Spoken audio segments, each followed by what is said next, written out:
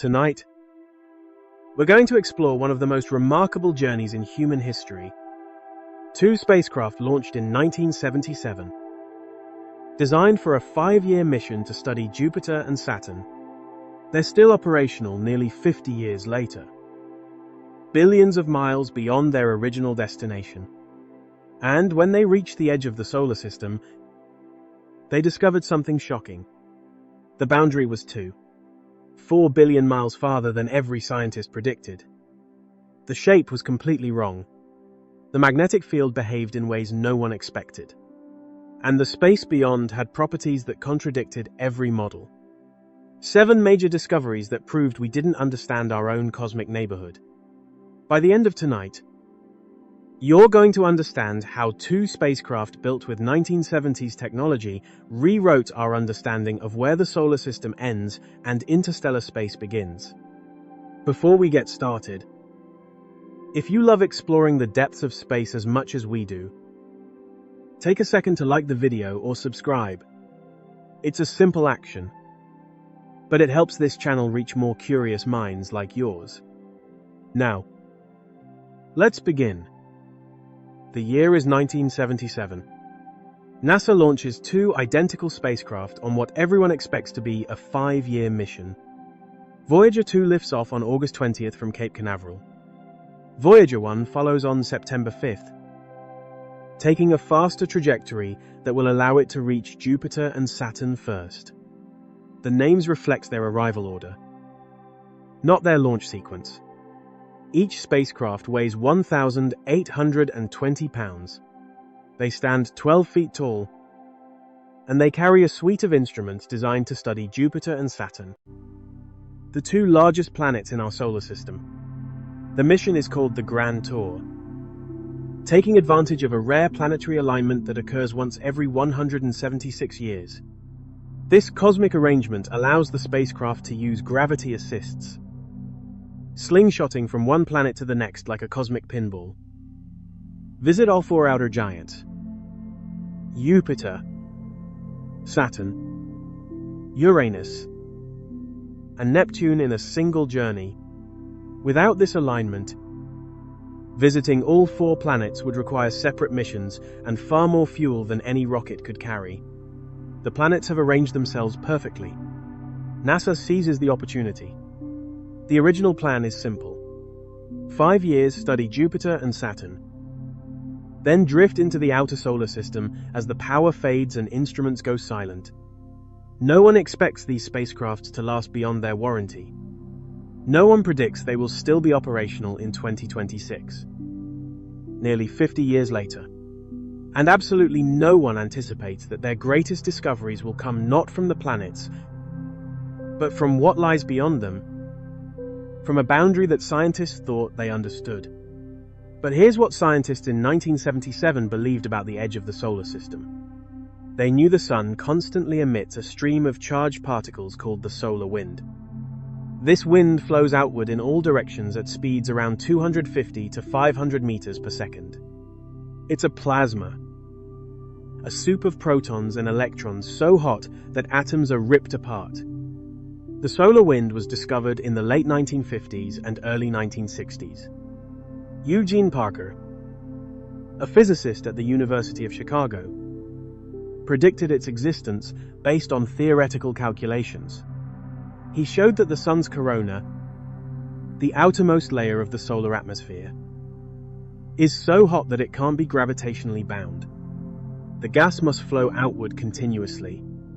Parker's prediction was controversial at first. Some scientists thought the solar wind must be transient, occurring only during solar storms. But spacecraft measurements in the early 1960s confirmed that the solar wind flows continuously, every day, every year, regardless of solar activity level. The sun is constantly losing mass through this wind, about 1 million tons per second. That sounds like a lot. But the sun is so massive that it would take trillions of years to lose a significant fraction of its mass this way. Eventually, this solar wind has to hit something. It can't expand forever. The galaxy isn't empty. Between the stars, There's gas. Extremely thin. But it's there. About 0.1 atoms per cm. For comparison, Earth's atmosphere at sea level has about 10 to the 19th atoms per cm. So interstellar space is 10 to the 19th times less dense than air. It's a better vacuum than we can create in our best laboratories. But it's not nothing. Over cosmic distances, even this tenuous gas has mass, pressure, and momentum. The interstellar medium is also moving. Not because it has its own bulk flow, but because the Sun is moving through it. Our entire solar system orbits the center of the galaxy at a speed of about 137 meters per second. That's roughly 490,000 miles per hour. From the Sun's reference frame, the interstellar medium is a headwind blowing past at that speed. Where the solar wind meets the interstellar medium, a boundary forms. Scientists call this boundary the heliopause, the place where the Sun's influence ends and true interstellar space begins. The place where the outward pressure of the solar wind equals the inward pressure of the interstellar medium. Beyond the heliopause is space that's no longer dominated by the Sun. Space where the galactic magnetic field dominates. Where galactic cosmic rays flow freely. Where the properties are determined by the galaxy rather than by our star. By the 1980s and 90s, scientists had built sophisticated computer models of this boundary. They ran three-dimensional magneto-hydrodynamic simulations.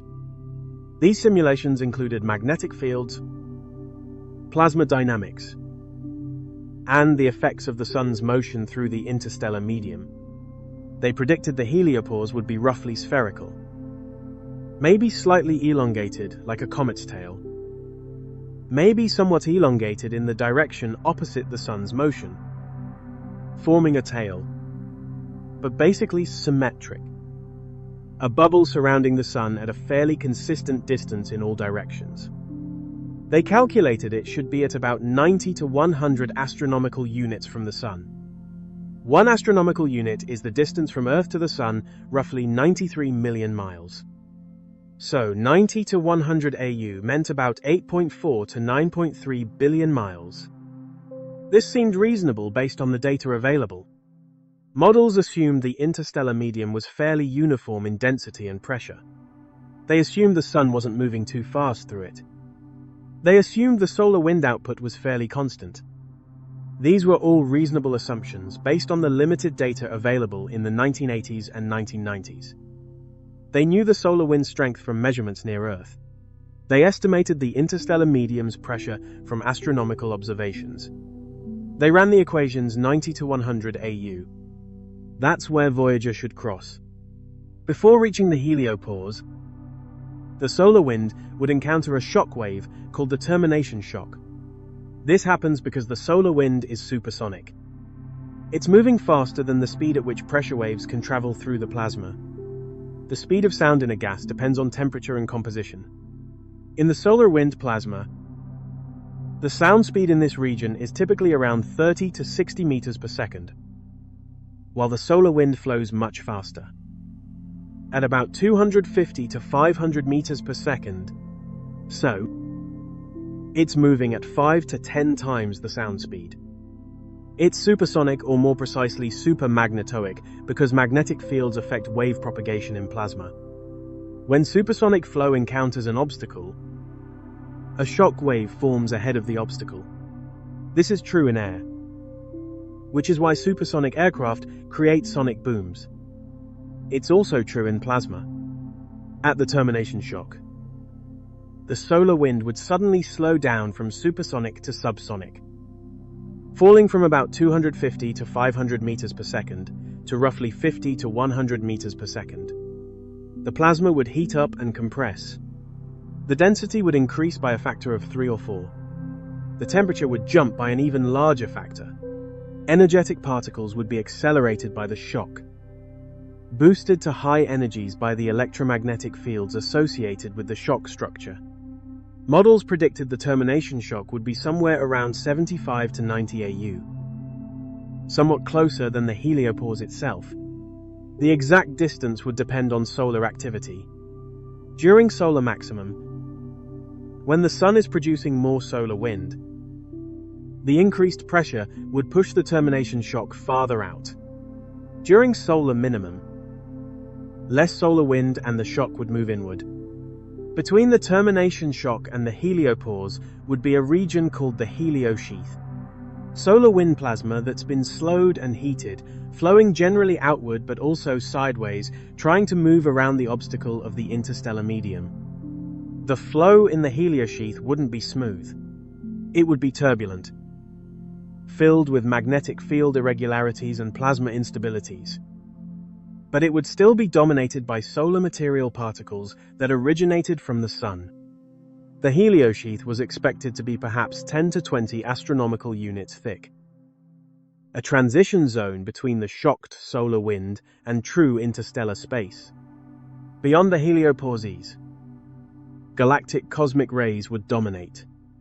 High-energy particles from supernova explosions and other violent events across the galaxy. These particles are mostly blocked from the inner solar system by the sun's magnetic field and the solar wind. They can penetrate into the heliosphere, but their intensity is reduced. The heliosphere acts as a shield, deflecting or slowing many cosmic rays before they reach the inner planets. But beyond the heliopause, their intensity would increase significantly. Models suggested cosmic ray intensity might double or triple compared to levels at Earth's orbit. The transition across the heliopause should be fairly sharp. Models suggested it might take a few weeks to a few months at most to cross from the heliosheath into interstellar space. The spacecraft should see solar wind plasma disappear suddenly, or at least drop to very low levels. Galactic cosmic rays should suddenly increase. The magnetic field direction should change as the spacecraft encountered the galactic magnetic field instead of the sun's field. The galactic magnetic field was expected to be oriented differently from the sun's field. The sun's field in the heliosphere runs generally radially outward from the sun. Though twisted and tangled by the sun's rotation, the galactic magnetic field should be oriented according to the large-scale structure of the Milky Way. Models suggested that it should form a significant angle relative to the radial direction from the sun. So, when a spacecraft crosses the heliopause, the instruments should detect several changes. The solar plasma should disappear. Cosmic ray intensity should increase, and the magnetic field should rotate into a new direction. All of these transitions were expected to occur over a period of weeks to months. Scientists were confident in the basic picture. By that time, the equations of magnetohydrodynamics were already well established. The physics of shocks and plasma dynamics had been studied for decades. The models had been refined and improved over years of work. They might be wrong about the exact distances, but the overall structure should match the models. Scientists expected a termination shock somewhere around 75 to 90 astronomical units from the Sun. A heliosheath perhaps 10 to 20 astronomical units thick, and a heliopause located around 90 to 100 astronomical units. A clear, relatively sharp boundary separating the solar environment from interstellar space. But those expectations turned out to be wrong. Not slightly wrong, dramatically wrong. And that was only the first surprise. To understand why these discoveries were so remarkable, we also have to understand the technology that made them possible. Because what Voyager accomplished, it accomplished with equipment designed and built in the early 1970s. Before personal computers, before the internet, before cell phones, the computers aboard each Voyager are absurdly primitive by modern standards.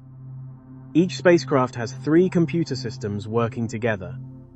The computer command system handles instructions from Earth. The flight data system processes science data. The attitude and articulation control system manages orientation and pointing.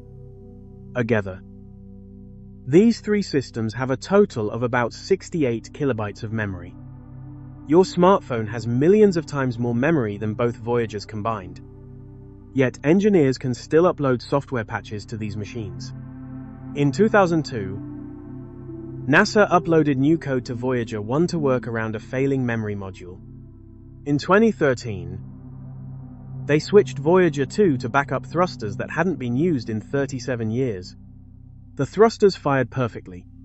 Imagine debugging software written 50 years ago running on hardware you can't touch, where every command takes over 22 hours to reach its destination. Power comes from radioisotope thermoelectric generators, often called RTGs. 3 per spacecraft. They contain plutonium-238, which decays naturally and produces heat. Thermocouples convert that heat into electricity. At launch, each spacecraft generated about 470 W, but plutonium decays over time. The power output drops steadily, about 4 watts per year. By 2026, Voyager 1 has only about 249 watts remaining. This declining power is the ultimate constraint. Every instrument, every heater, every transmitter draws from this dwindling budget. As power drops, engineers must decide what to shut down. The cameras went dark in 1990. Various instruments have been turned off over the years. By the late 2020s, there won't be enough power to run anything. The spacecraft will fall silent. Communication happens through the Deep Space Network. 3 massive radio antenna complexes in California, Spain, and Australia spaced around Earth. So at least one station always has a clear view of the spacecraft. Each antenna is about 230 feet in diameter. The signal from Voyager 1 takes over 22 hours to reach Earth. The signal from Voyager 2 takes about 18 hours. When engineers send a command, they wait those hours for it to arrive. Then wait again for confirmation. A simple exchange takes over 44 hours for Voyager 1. The transmitter power from each spacecraft is about 23 watts. Less than a typical LED light bulb. By the time that signal reaches Earth across billions of miles, it's incredibly faint. About 1 quintillionth of a watt. The faintest signal humans routinely detect and decode. This is the technology that discovered what lies at the edge of the solar system. Computers with less memory than a microwave oven, transmitters weaker than a refrigerator light bulb, instruments designed with slide rules. Keep this in mind as we explore what they found, because what comes next shocked every scientist who studied the data. Voyager 1 reaches the termination shock on December 16th. The spacecraft is at 94 AU from the Sun, 8.7 billion miles. Scientists had predicted the termination shock would be at 75 to 90 AU. Voyager is already beyond that range. The termination shock is where the solar wind suddenly slows from supersonic to subsonic speed. It's a real physical boundary where the plasma compresses and heats up. And Voyager just found it farther out than expected. But here's where it gets strange. The crossing isn't clean. Voyager detects the shock on August 1st. Then the shock moves. Over the following months, the boundary shifts outward. Voyager finds itself back in supersonic solar wind. The signatures of the shock disappear. In 2003, Voyager detects it again. The shock washes over the spacecraft as it moves outward, then retreats. Finally, on December 16th,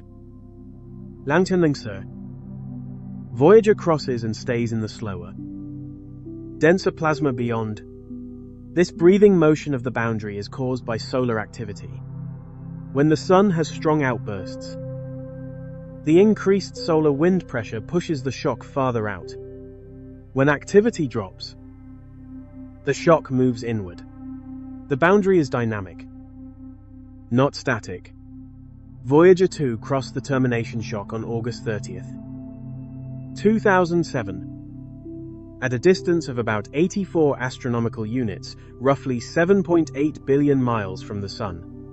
But something immediately stood out. Voyager 2 crossed the boundary closer to the Sun than Voyager 1 had. About 10 astronomical units closer, nearly 930 million miles closer. If the boundary were perfectly spherical, both spacecraft should have crossed it at roughly the same distance. This became the first strong evidence that the model was wrong. The heliosphere is not a simple, symmetrical bubble. It is compressed in some directions and stretched out in others. Voyager 1 is traveling toward the nose of the heliosphere, the direction the Sun moves through the galaxy. Voyager 2, by contrast, is traveling more toward the side of the heliosphere. The nose is compressed by the Sun's motion like a bow wave in front of a moving boat. The sides and tail are stretched out. The two Voyagers are sampling different parts of a complex asymmetric structure. Scientists had suspected this might be the case. Now they have proof. After crossing the termination shock, both Voyagers enter a region called the heliosheath. This is supposed to be straightforward. Slowed solar wind plasma flowing outward and sideways. Turbulent but predictable. A transition zone between the shocked solar wind and interstellar space. Scientists expect Voyager to spend 5 to 10 years crossing this region before reaching the heliopause. The heliosheath should be 10 to 20 AU thick. Based on Voyager 1's position and speed, crossing should happen around 2015 at about 100 to 110 AU. But starting in 2010, something unexpected happens. Voyager 1 begins detecting increasing levels of galactic cosmic rays. These are high-energy particles from supernova explosions and other violent events across the galaxy. Their intensity should increase sharply at the heliopause in the middle of the heliosheath. At the same time, lower energy particles from the Sun are decreasing. Solar particles should disappear at the heliopause, not gradually fade away beforehand. Voyager is still clearly in the heliosheath. Instruments still detect solar wind plasma. The magnetic field still has characteristics of the Sun's field. So what's happening? In June 2012, Voyager 1 detects something completely new. A region where the magnetic field lines align directly radially, pointing straight outward from the Sun. Not tangled, not twisted. Perfectly organized. And particles are flowing along these field lines in both directions. Solar particles flowing outward. Galactic cosmic rays flowing inward. The field lines are acting like a highway connecting the heliosheath to interstellar space. Scientists call it the magnetic highway. No model predicted this. No one anticipated a structure like this could exist. The leading theory is that the Sun's magnetic field is connecting to the galactic magnetic field where field lines merge. Particles can flow freely both ways. It's like a bridge between two otherwise separate regions. Voyager 1 spends about 2 months in this magnetic highway. During this time, cosmic ray intensity is higher than anywhere else in the heliosheath. Solar particle intensity is lower.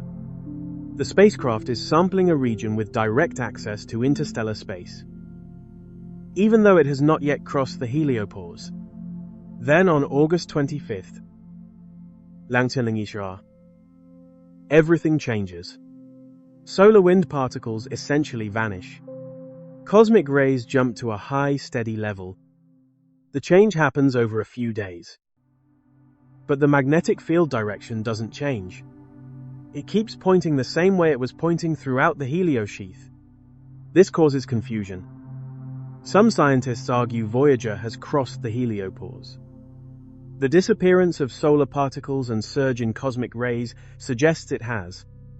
Others argue the lack of magnetic field rotation means it hasn't. Maybe it's in some intermediate region. Maybe the heliop has multiple layers.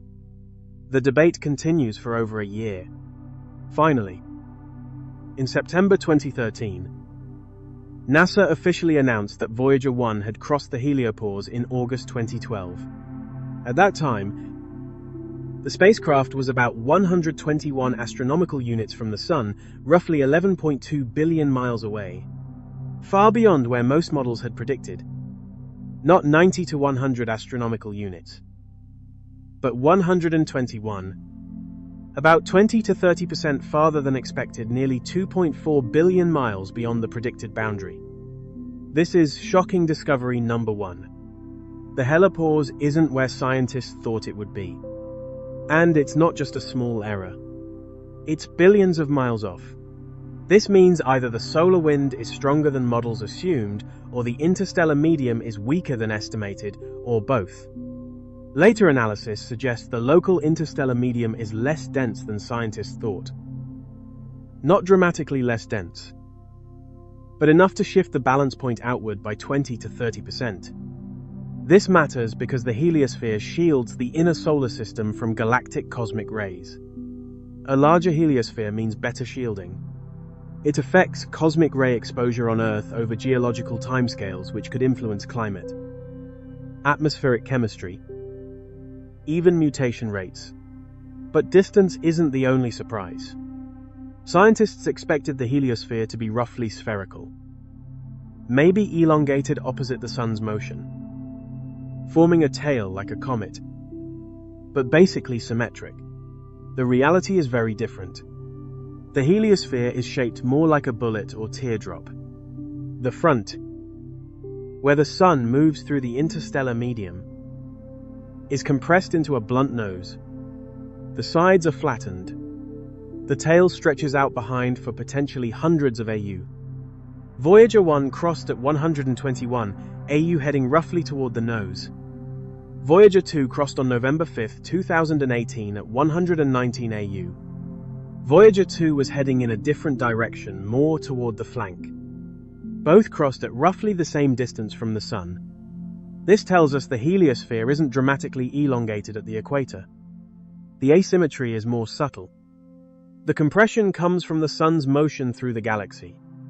The Sun moves at about 137 meters per second relative to the local interstellar medium. That's about 490,000 miles per hour. From the Sun's reference frame, the interstellar medium is a headwind hitting the heliosphere from the front. This compresses the nose. Outside the heliopause, there should be a bow shock in the interstellar medium, similar to a bow wave in front of a boat. Models predict this shock at around 140 to 230 AU. But given how wrong the models were about the heliopause, the bow shock could be anywhere. The Voyagers haven't reached it yet. The shape matters for cosmic ray access to the inner solar system. If the heliosphere was spherical, cosmic rays would have equal access from all directions. With a bullet shape, they can penetrate more easily from some directions than others. The tail might provide an easier path for cosmic rays to reach us from behind. The shape also affects how the solar system interacts with structures in the interstellar medium. Our Sun is moving through a region called the local interstellar cloud, a slightly denser patch of the interstellar medium a few light-years across. The boundaries of this cloud affect how the heliosphere is compressed. In thousands of years, the Sun will move out of this cloud into a different region. The interstellar pressure will change. The heliosphere will change shape and size. The Voyagers are giving us a snapshot of the boundary as it exists now. Future spacecraft might measure a very different structure. This is shocking discovery. Number 2. The shape is wrong. Asymmetric. Dynamic. Influenced by the Sun's motion through the galaxy. Not the simple bubble scientists predicted. Scientists expected crossing from the heliosheath into interstellar space to be relatively clean. A boundary where over a few weeks or months, solar plasma disappears. Cosmic rays increase, and the magnetic field reorients. A clear transition. Instead, Voyager 1's approach to the heliopause takes over 2 years. Starting in 2010, cosmic rays gradually increase, but the spacecraft is still detecting solar plasma.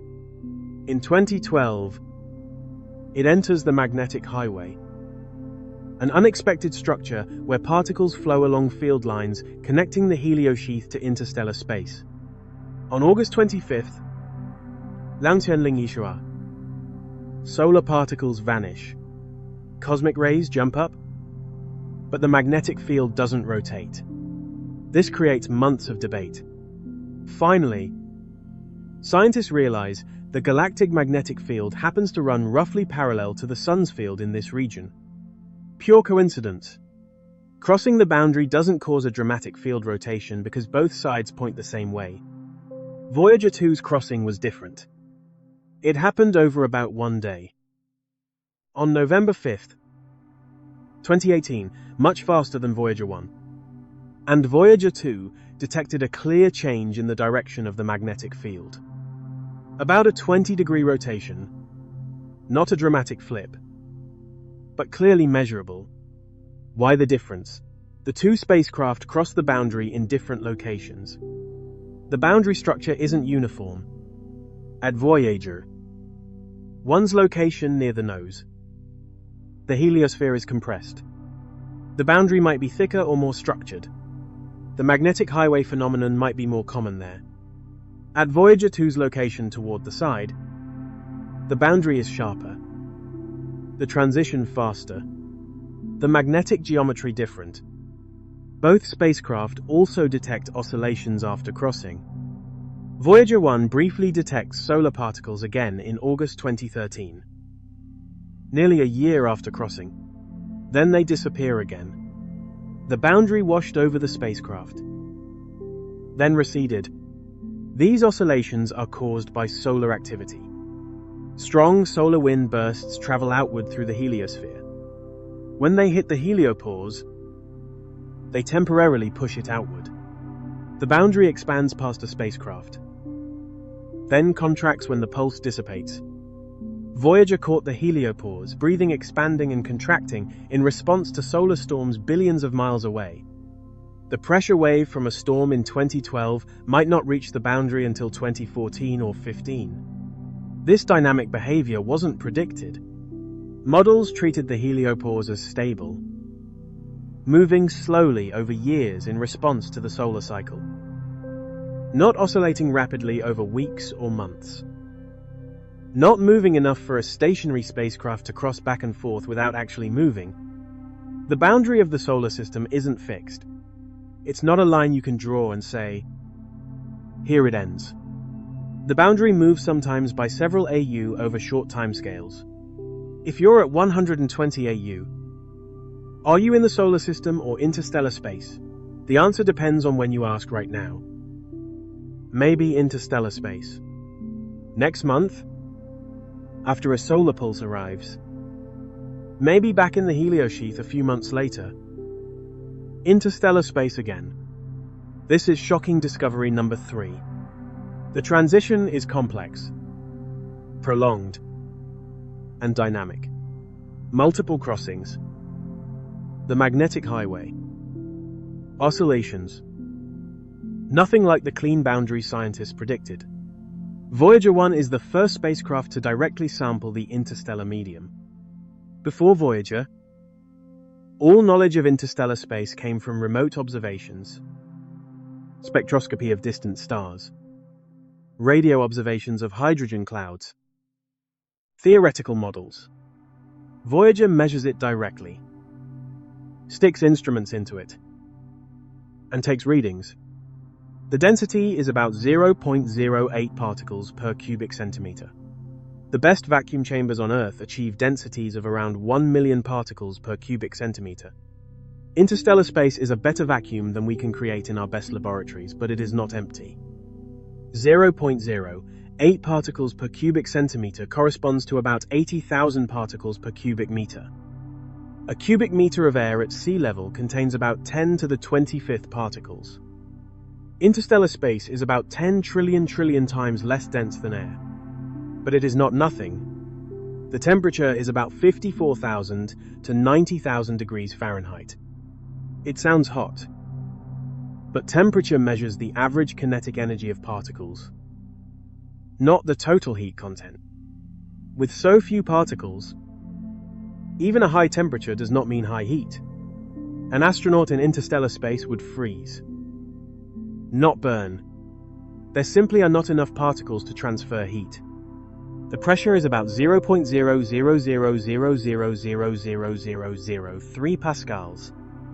Earth's atmospheric pressure at sea level is about 101,000 pascals. That means interstellar pressure is roughly 110 trillionth of Earth's atmospheric pressure. But this pressure balances the solar wind at the heliopause. Even though the interstellar medium is extraordinarily tenuous, it is still strong enough to stop the sun's outward flow. Voyager detects plasma oscillations in the interstellar medium waves of compression and rarefaction traveling through the plasma. In 2012 and 2013, Voyager 1 detects several bursts of these oscillations. The frequency allows scientists to calculate electron density. Different measurements give slightly different values. The density isn't perfectly uniform. It varies by about 10 to 20% over distances of a few astronomical units. These variations affect how the heliopause is structured. Denser regions push harder on the heliosphere from that direction. Less dense regions allow it to expand farther. The interstellar medium is also magnetized. It contains a magnetic field, part of the galaxy's overall structure. Voyager 2 measures the magnetic field strength at about 50 nanoteslas. Earth's magnetic field at the surface is about 50,000 nanoteslas.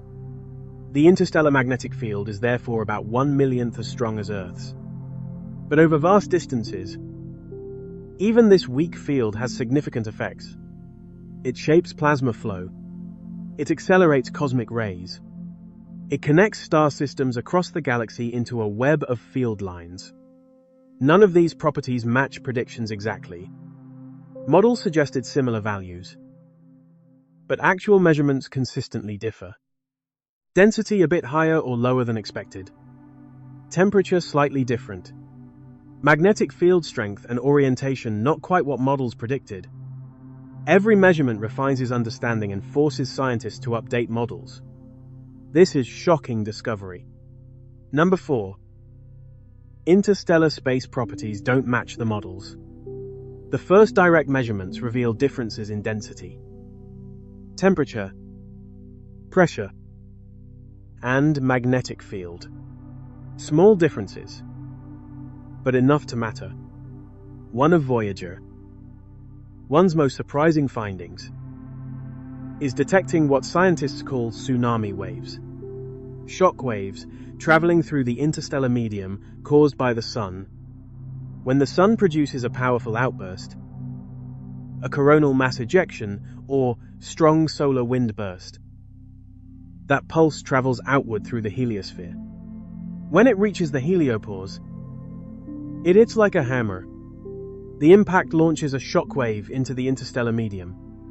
These waves travel at the sound speed in the interstellar plasma about 60 meters per second, much slower than the solar wind, but still fast enough to cross several astronomical units in a year. Voyager 1 detects the first tsunami in October and November 2012. The plasma wave instrument detects oscillations lasting several weeks. Specific frequency allows calculating electron density. A second tsunami arrives in April and May 2013. Different frequency indicating density has changed slightly. A third in March 2014. A fourth in 2015. Each wave traces back to a solar event years earlier. The sun has a major outburst. The pulse travels outward at supersonic speed through the heliosphere, hits the heliopause, launches a shockwave into interstellar space. Months or even years later, Voyager detects the wave passing over it. This shows that the sun's influence extends far beyond the heliopause. Not as solar wind plasma, which is confined to the heliosphere, but as pressure waves, shock waves that travel through the interstellar medium. These waves probably don't travel indefinitely. They gradually dissipate as energy spreads over larger area, but they can travel significant distances, possibly tens of AU beyond the heliopause. The detection also confirmed that Voyager had crossed the heliopause. The waves were coming from the direction of the sun, but traveling through interstellar plasma. If Voyager had still been inside the heliosheath, it would have detected solar wind pulses directly, not shock waves propagating through the interstellar medium. These so-called tsunami waves were completely unexpected. No model had predicted that the sun's outbursts could still be detected by a spacecraft in interstellar space. Scientists already knew that shock waves existed in the interstellar medium produced by supernovas and other powerful cosmic events. But shock waves from our own sun, detectable billions of miles beyond the heliopause, came as a major surprise. This became what some scientists called Discovery Number 5. Tsunami-like waves from solar storms propagating through interstellar space. Evidence that the sun's influence extends farther than anyone had imagined. Perhaps the most puzzling discovery involved the orientation of the magnetic field in interstellar space. Before Voyager 1 crossed the heliopause, models predicted that the galactic magnetic field would be oriented differently from the sun's magnetic field. The sun's magnetic field runs generally radially outward, though it becomes twisted and tangled by rotation and turbulence. The galactic magnetic field, on the other hand, should be oriented according to the large-scale structure of the Milky Way. Our region lies within the Orion Arm, a minor spiral arm of the galaxy. Because of this, the galactic magnetic field is expected to run generally parallel to the spiral arms. So when a spacecraft crosses the heliopause, we would expect to see a rotation in the direction of the magnetic field. Not necessarily a dramatic flip, but some significant change marking the transition from sun-dominated to galaxy-dominated field. Voyager 1 detects no such change. The field direction after crossing is essentially the same as before. This causes months of confusion and debate. Eventually, scientists conclude the local galactic field happens to run roughly parallel to the sun's field in this region. Pure coincidence. The field lines in interstellar space just happen to point roughly the same way as the heliosphere's magnetic field at Voyager 1's crossing location. Voyager 2's crossing shows a small rotation in the magnetic field about 20 degrees. Not dramatic, but measurable. This reveals that the magnetic field direction in nearby interstellar space is not uniform. It varies. At Voyager 1's location, the magnetic field points one way. At Voyager 2's location, more than 121 astronomical units away, in a different direction, it points slightly differently. That actually makes sense. The interstellar magnetic field is not uniform like a simple bar magnet. It is structured, twisted, and tangled by plasma currents and the influence of nearby stars. But this also means we cannot easily extrapolate from just 2 data points. We have measurements at 2 locations separated by more than 100 astronomical units, and they are already slightly different. How does the field vary between those points? How does it vary in other directions right now? We simply do not know. And the magnetic field matters because it affects cosmic rays. Charged particles spiral along magnetic field lines as they travel through space. Those field lines act like channels, guiding the particles. If the galactic magnetic field is oriented favorably, it can guide cosmic rays into the heliosphere. If the orientation is different, those cosmic rays can be deflected away. Understanding the structure of the local galactic magnetic field is therefore crucial for understanding cosmic ray exposure on Earth. Cosmic rays can influence atmospheric chemistry and the radiation environment around our planet. They produce isotopes like carbon-14 used for dating. They might influence cloud formation. They contribute to radiation dose for astronauts. Over geological timescales, cosmic ray flux has varied. We see this in isotope records, in ice cores and sediments.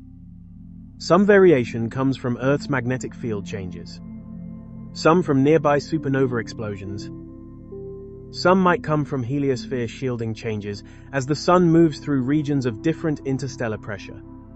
The Voyagers give us a snapshot of current configuration. But that configuration isn't static. It changes as the sun moves through the galaxy. This is shocking discovery number 6. The magnetic field orientation was unexpected, and it varies from one location to another just over a 100 AU apart. Galactic cosmic rays are high-energy particles. mostly protons, from outside the solar system, accelerated by supernova shockwaves, pulsar winds, and other violent events. They carry energies from millions to trillions of electron volts.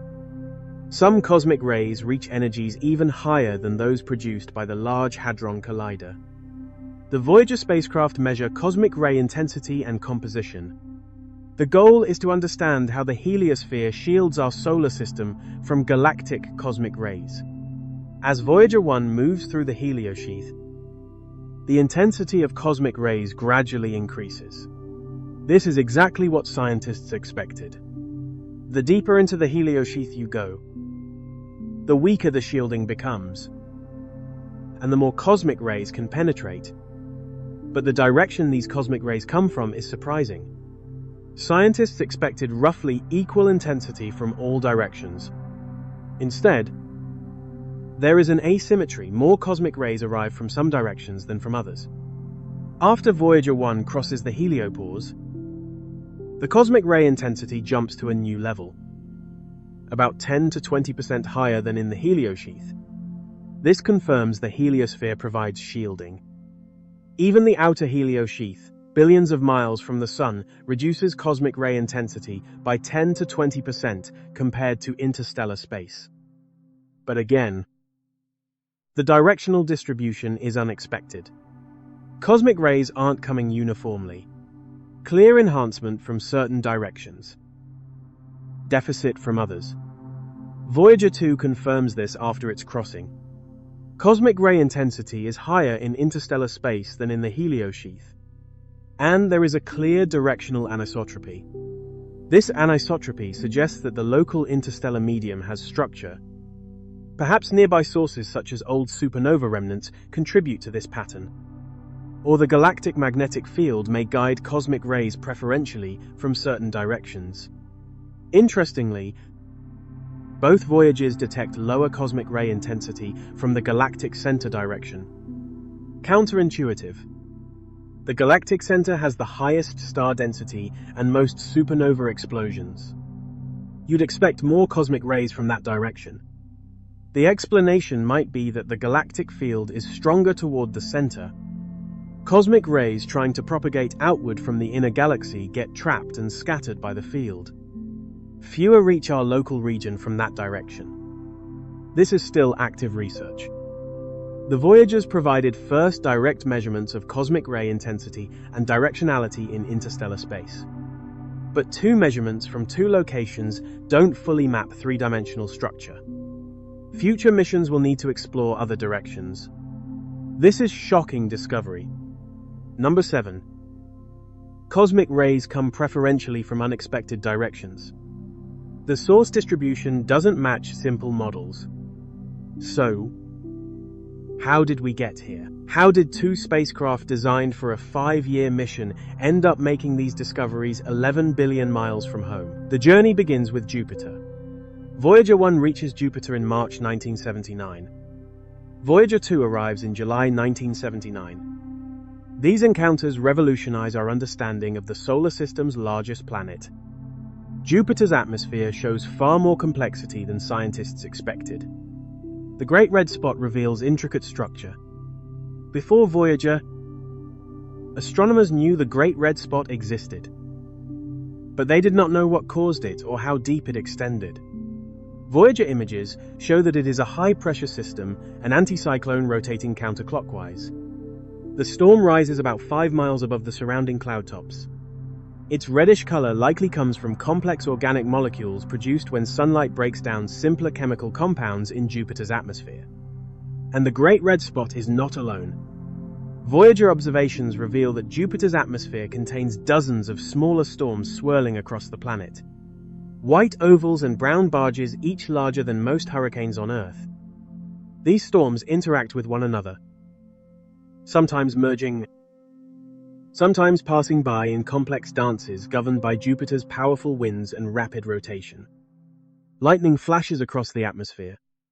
The lightning is similar to what we see on Earth. Electrical discharge between clouds or between clouds and deeper atmospheric layers. But Jupiter's lightning bolts are enormous. some releasing 1,000 times more energy than typical lightning on Earth. Aurora blaze at both poles, similar to Earth's northern and southern lights, but vastly more powerful. Earth's aurora are caused by charged particles from the solar wind colliding with atmospheric molecules. Jupiter's auroras are powered by its rapid rotation and powerful magnetic field. As Jupiter's magnetic field sweeps through space, it picks up charged particles from Io's volcanism. These particles spiral along magnetic field lines toward the poles, slamming into Jupiter's upper atmosphere at tremendous speeds. The result is auroras up to 1,000 times brighter than those on Earth, stretching for thousands of miles across the polar regions. Cloud bands show winds exceeding 400 miles per hour. Earth's jet streams reach perhaps 200 miles per hour at most. Jupiter's winds are driven by the planet's rapid rotation. Jupiter completes one rotation in just under 10 hours. Despite being about 11 times wider than Earth, it spins in less than half the time. This creates powerful Coriolis forces that organize the atmosphere into alternating bands of eastward flowing and westward flowing winds. But the biggest surprises come from Jupiter's moons. Astronomers had known about Jupiter's 4 large moons since Galileo discovered them in 1610. Io, Europa, Ganymede, and Callisto, collectively known as the Galilean moons. From Earth, they appeared only as tiny points of light. No telescope at the time could resolve any details on their surfaces. Astronomers could measure their sizes, orbits, and brightness, but little else. Voyager would change that. Io, the innermost large moon, was expected to be cold and lifeless, much like Earth's moon. Linda Morabito, a navigation engineer, was examining images to determine Voyager 1's precise position. She noticed a strange umbrella-shaped plume extending from Io's limb, a volcanic eruption, the first active volcano ever discovered beyond Earth. Io turns out to be the most volcanically active body in the entire solar system. Voyager discovers 9 active volcanoes during the flybys. Later observations catalog over 400 volcanic centers. The surface is constantly resurfaced by sulfur and silicate lava, giving Io its distinctive yellow, orange, and red colors. Some volcanic plumes reach heights of nearly 200 miles above the surface. Material is ejected at speeds exceeding 1,000 miles per hour. This extraordinary volcanic activity is driven by tidal heating. Jupiter's enormous gravity, combined with tugs from Europa and Ganymede, constantly flexes Io's interior. This flexing generates friction, generates heat, melts rock, erupts as volcanoes, a process theorized but never confirmed until Voyager. The discovery changed how scientists think about energy sources for geology. Not just radioactive decay in planetary interiors. Tidal heating from gravitational interactions can power volcanism and tectonics. This applies to Io, Europa, Enceladus, and potentially exomoons orbiting giant exoplanets. Europa presents a different mystery. Its surface is smooth ice crisscrossed with cracks and ridges. Very few craters, suggesting a young surface constantly renewed. The ice appears to be fractured and refrozen in complex patterns. Long linear cracks called line stretch for hundreds of miles. Some regions show chaotic terrain, where the ice appears to have broken apart and reformed.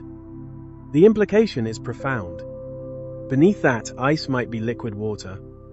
An ocean kept liquid by tidal heating, though less than Io's. The same gravitational interactions that tear Io apart might be gently warming Europa's interior enough to keep water liquid beneath the ice shell. Voyager can't prove the ocean exists. Evidence is circumstantial, based on surface features and models. But the possibility that Europa might harbor a subsurface ocean makes it one of the most intriguing targets for searching for life beyond Earth. Later missions, particularly Galileo in the 1990s and 2000s, would provide stronger evidence for the ocean. Magnetic field measurements suggesting a conducting layer beneath the surface. Surface composition showing salts that might come from an ocean below. But Voyager provided the first hints. The first suggestion that an icy moon might hide an ocean. Ganymede, the largest moon in the solar system, shows a complex surface. Old, dark terrain covered with craters. Younger, brighter terrain with grooves and ridges. The moon appears to have undergone geological resurfacing at some point in its history. Callisto, the outermost Galilean moon, is heavily cratered. Its surface is ancient, perhaps unchanged for billions of years. A stark contrast to Io's constantly renewing surface. Voyager also discovered that Jupiter has rings. They are faint and made of dust-sized particles, nothing like Saturn's spectacular rings of ice. Astronomers had long suspected that rings might exist, but they had never been detected from Earth. Voyager 1 confirmed their existence in 1979. The rings are thin and faint, but they are there. The discovery suggests ring systems might be common around giant planets. Perhaps all giant planets have rings. Some spectacular like Saturn's, others faint like Jupiter's. By the time Voyagers leave Jupiter, they've returned more data than all previous observations combined. Thousands of images. Measurements of magnetic fields, radiation environments, atmospheric composition, data on 4 major moons, and several smaller ones. Discovery of a ring system. The mission is a spectacular success. And Saturn is next. Voyager 1 reaches Saturn in November 1980. Voyager 2 arrive in Auguste 1981. Saturn's rings had been observed since Galileo first saw them in 1610. Though he didn't understand what he was seeing, he thought Saturn had ears or handles. It wasn't until the 1650s that Christian Huygens realized Saturn was surrounded by a ring. By the 1980s, astronomers knew Saturn had multiple rings separated by gaps. The A ring, B ring, C ring, the Cassini division, a large gap between the A and B rings. But they had no idea of the true complexity. Voyagers reveal each visible ring is actually thousands of individual ringlets. Complex structure on scales that couldn't be resolved from Earth. The rings aren't solid or continuous. They're made of billions of individual particles ranging in size from dust grains to house-sized boulders. Each particle orbits Saturn independently following the laws of orbital mechanics. The rings show waves, braids, kinks, and spokes. Dark radial features that rotate with the rings. The mechanism for the spokes wasn't immediately understood. Later analysis suggested they're caused by electrostatic levitation of dust particles above the ring plane. Shepherd moons. Tiny satellites orbiting near ring edges whose gravity herds ring particles and maintains sharp boundaries. Prometheus and Pandora. 2 small moons flanking the F ring. Keep that ring confined through their gravitational influence. The F ring shows braided structure unlike anything seen elsewhere. 3 or 4 strands that appear to wind around each other. Later observations show the braids change over time as the shepherd moons perturb the ring particles. The level of complexity is astonishing. Saturn's rings aren't just bands of debris. They're a dynamic system where gravity, orbital mechanics, and particle collisions create structure on every scale. From features spanning thousands of miles down to individual particles a few feet across. Density waves propagate through the rings, similar to sound waves, but caused by gravitational resonances with Saturn's moons, where particles orbit at specific ratios to a moon's orbit. Repeated gravitational tugs create waves. These waves compress and rarefy the ring material, creating spiral patterns. Bending waves also appear. These cause the ring plane to warp vertically in response to gravitational perturbations. The rings are thin, incredibly thin. They stretch thousands of miles across. But in most places, they are only about 30 feet thick, thinner than a sheet of paper. If you scaled Saturn down to the size of a beach ball, Titan would still stand out. Titan, Saturn's largest moon, was already known to have an atmosphere. It is the only moon in the solar system with a thick atmosphere comparable to that of a planet. This had been known since the 1940s, when Gerard Kuiper detected methane absorption in Titan's spectrum. Voyager 1 makes a close flyby, passing within about 2,500 miles. The spacecraft sacrifices visiting other targets to make this close approach. The trajectory that allows a close Titan flyby prevents Voyager 1 from continuing on to Uranus and Neptune. That is why Voyager 2 takes over the exploration of the ice giants. But the Titan encounter is worth it. The atmosphere turns out to be even thicker than expected. The surface pressure is about 1.5 times that of Earth at sea level. That is a higher pressure than on any other moon or planet except Venus. The composition is primarily nitrogen, much like Earth's atmosphere. About 95% nitrogen, with methane and other organic compounds making up the rest. Methane, ethane, propane, and acetylene. Complex organic chemistry is happening in Titan's atmosphere. The surface is hidden beneath an opaque orange haze. Layers of photochemical smog form when sunlight breaks down methane. These smog particles are called tholins, complex organic molecules, similar to the compounds that may have existed on early Earth. Voyager cannot see through the haze to photograph the surface. The cameras capture only the upper layers of the haze. But the atmospheric data is fascinating. Scientists measure temperature, pressure, and composition at different altitudes. Titan also has a methane cycle analogous to Earth's water cycle. Methane evaporates from the surface, forms clouds, and then rains back down.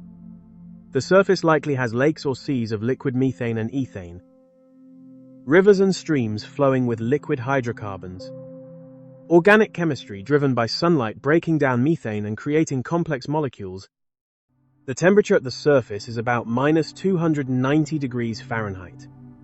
Cold enough that water ice becomes rock hard, but still warm enough for methane to exist as a liquid. Titan soon becomes a high-priority target for future exploration. The Cassini mission would later orbit Saturn for 13 years. The Huygens probe would land on Titan in 2005, returning the first images from the surface. Those images reveal a world with methane lakes, river channels, and dunes made of organic sand. But at the time of Voyager's flyby, that future was still decades away. For now, Voyager has revealed Titan is a world of extraordinary complexity. A moon with weather, seasons, and a surface shaped by erosion and deposition. The only place besides Earth where liquids flow on the surface.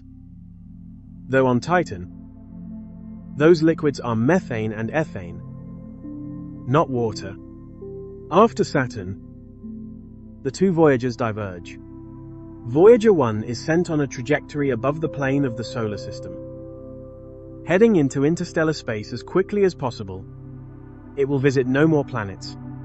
Voyager 2 continues onward to Uranus and Neptune, the only spacecraft ever to visit these distant ice giants. A distinction that remains true to this day. Voyager 2 reaches Uranus in January 1986. Uranus is an odd world. Its axis is tilted by about 98 degrees relative to its orbital plane. It essentially rolls along its orbit like a barrel, rather than spinning like a top. This means the poles alternately point toward and away from the Sun during its 84-year orbit. Each pole experiences about 42 years of continuous daylight, followed by 42 years of darkness. Voyager 2 reveals Uranus's atmosphere to be surprisingly bland. Few visible cloud features. pale blue color from methane-absorbing red light. Winds reaching 560 miles per hour. 10 previously unknown moons. 2 new rings adding to 9 already known. But the most interesting discoveries come from Miranda. Miranda shows bizarre geology. Regions of ancient heavily cratered terrain, right next to regions of grooved terrain with parallel ridges and valleys. Enormous cliffs rise across the surface, including Verona Rupees, estimated to be about 6 miles high. That is more than 3 times the height of the walls of Valles Marineris on Mars. The surface appears shattered and then reassembled. One theory suggests that Miranda was broken apart by a massive impact, and later reassembled from fragments. Different types of terrain appear jumbled together across the moon's surface.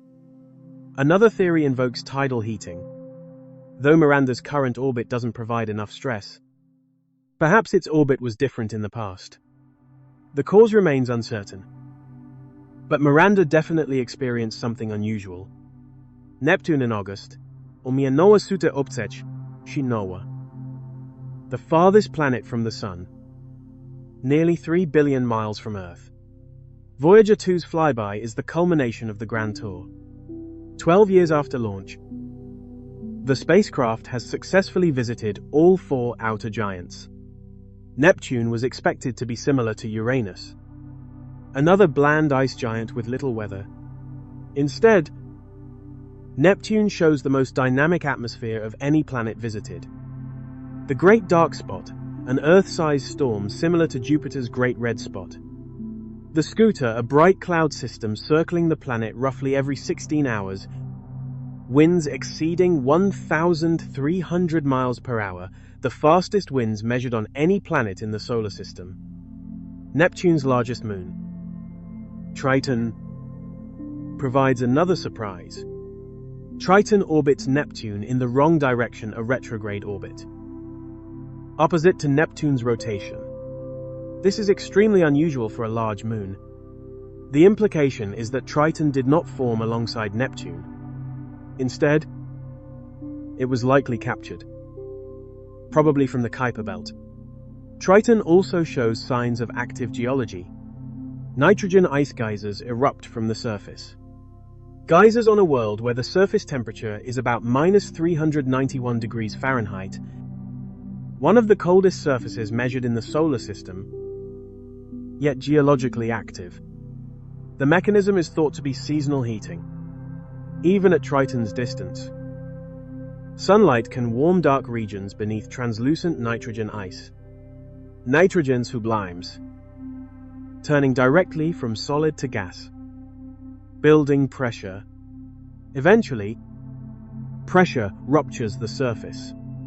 Nitrogen gas vents into space, carrying dark particles that fall back to the surface as long, dark streaks. With Neptune, Voyager 2's planetary mission comes to an end. Both spacecraft had far exceeded their original mission parameters. They discovered active volcanism on Io, hints of subsurface oceans on Europa, Jupiter's faint ring system, thousands of ringlets within Saturn's rings, Titan's thick atmosphere, Miranda's bizarre geology, Neptune's dynamic atmosphere and the fastest winds in the solar system, and the nitrogen geysers erupting from Triton. Together, they returned tens of thousands of images and scientific measurements that transformed our understanding of the outer solar system. And yet the spacecraft were still functional, still transmitting data, still capable of doing science. So NASA made a decision. The Voyager interstellar mission would begin. The spacecraft would continue outward, seeking the boundary where the sun's influence finally ends.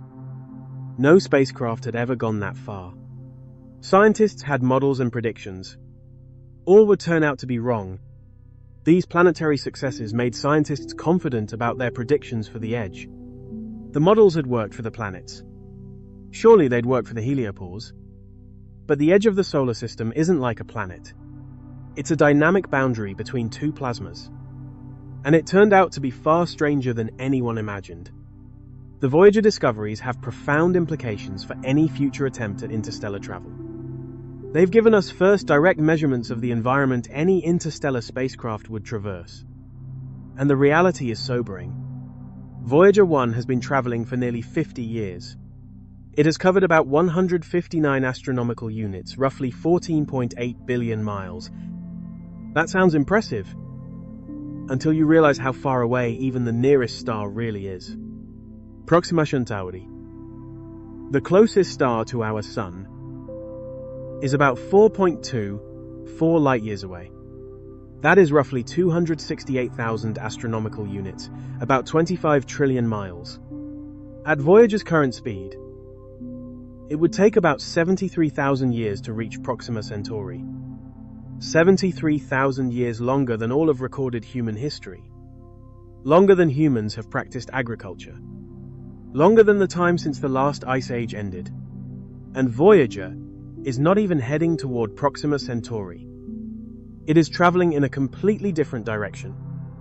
The star Voyager 1 will pass closest to is Gliese 445, in about 40,000 years. But closest approach still means a distance of about 1.6 light-years, roughly 9.4 trillion miles. Voyager will not enter that star's system. It will simply drift past in the vast emptiness between the stars. Voyager 2 will pass within about 1.7 light-years of Ross 248 in roughly 40,000 years. Again, not close enough to matter. These timescales reveal the fundamental challenge. The distances between stars are so vast that even traveling at tens of thousands of miles per hour is hopelessly slow. To make interstellar travel feasible, spacecraft would need dramatically higher velocities. At least a few percent of the speed of light, perhaps 10% for reasonable travel times to nearby stars. 10% of the speed of light is about 67 million miles per hour, roughly 1,700 times faster than Voyager. At that speed, Proxima Centauri would be about 42 years away. Still a lifetime. But within the span of a human career, you could launch a spacecraft and possibly still be alive when the first data begins coming back. But reaching 10% of the speed of light would require enormous amounts of energy. And Voyager's discoveries reveal additional challenges. The interstellar medium, though extremely tenuous, is not empty. Its density is about 0.08 atoms per cubic centimeter, composed mostly of hydrogen and helium. At Voyager's current speed, this does not matter very much. The spacecraft occasionally collides with a hydrogen atom. The impact has a negligible effect. But at 10% of the speed of light, every collision becomes significant. The kinetic energy of an impact is proportional to the velocity squared. A collision at 10% of the speed of light carries about 28 million times more energy than a collision at Voyager's speed. A hydrogen atom striking a spacecraft at 10% of the speed of light delivers about 6 electron volts of energy. That may not sound like much, but there are an enormous number of atoms.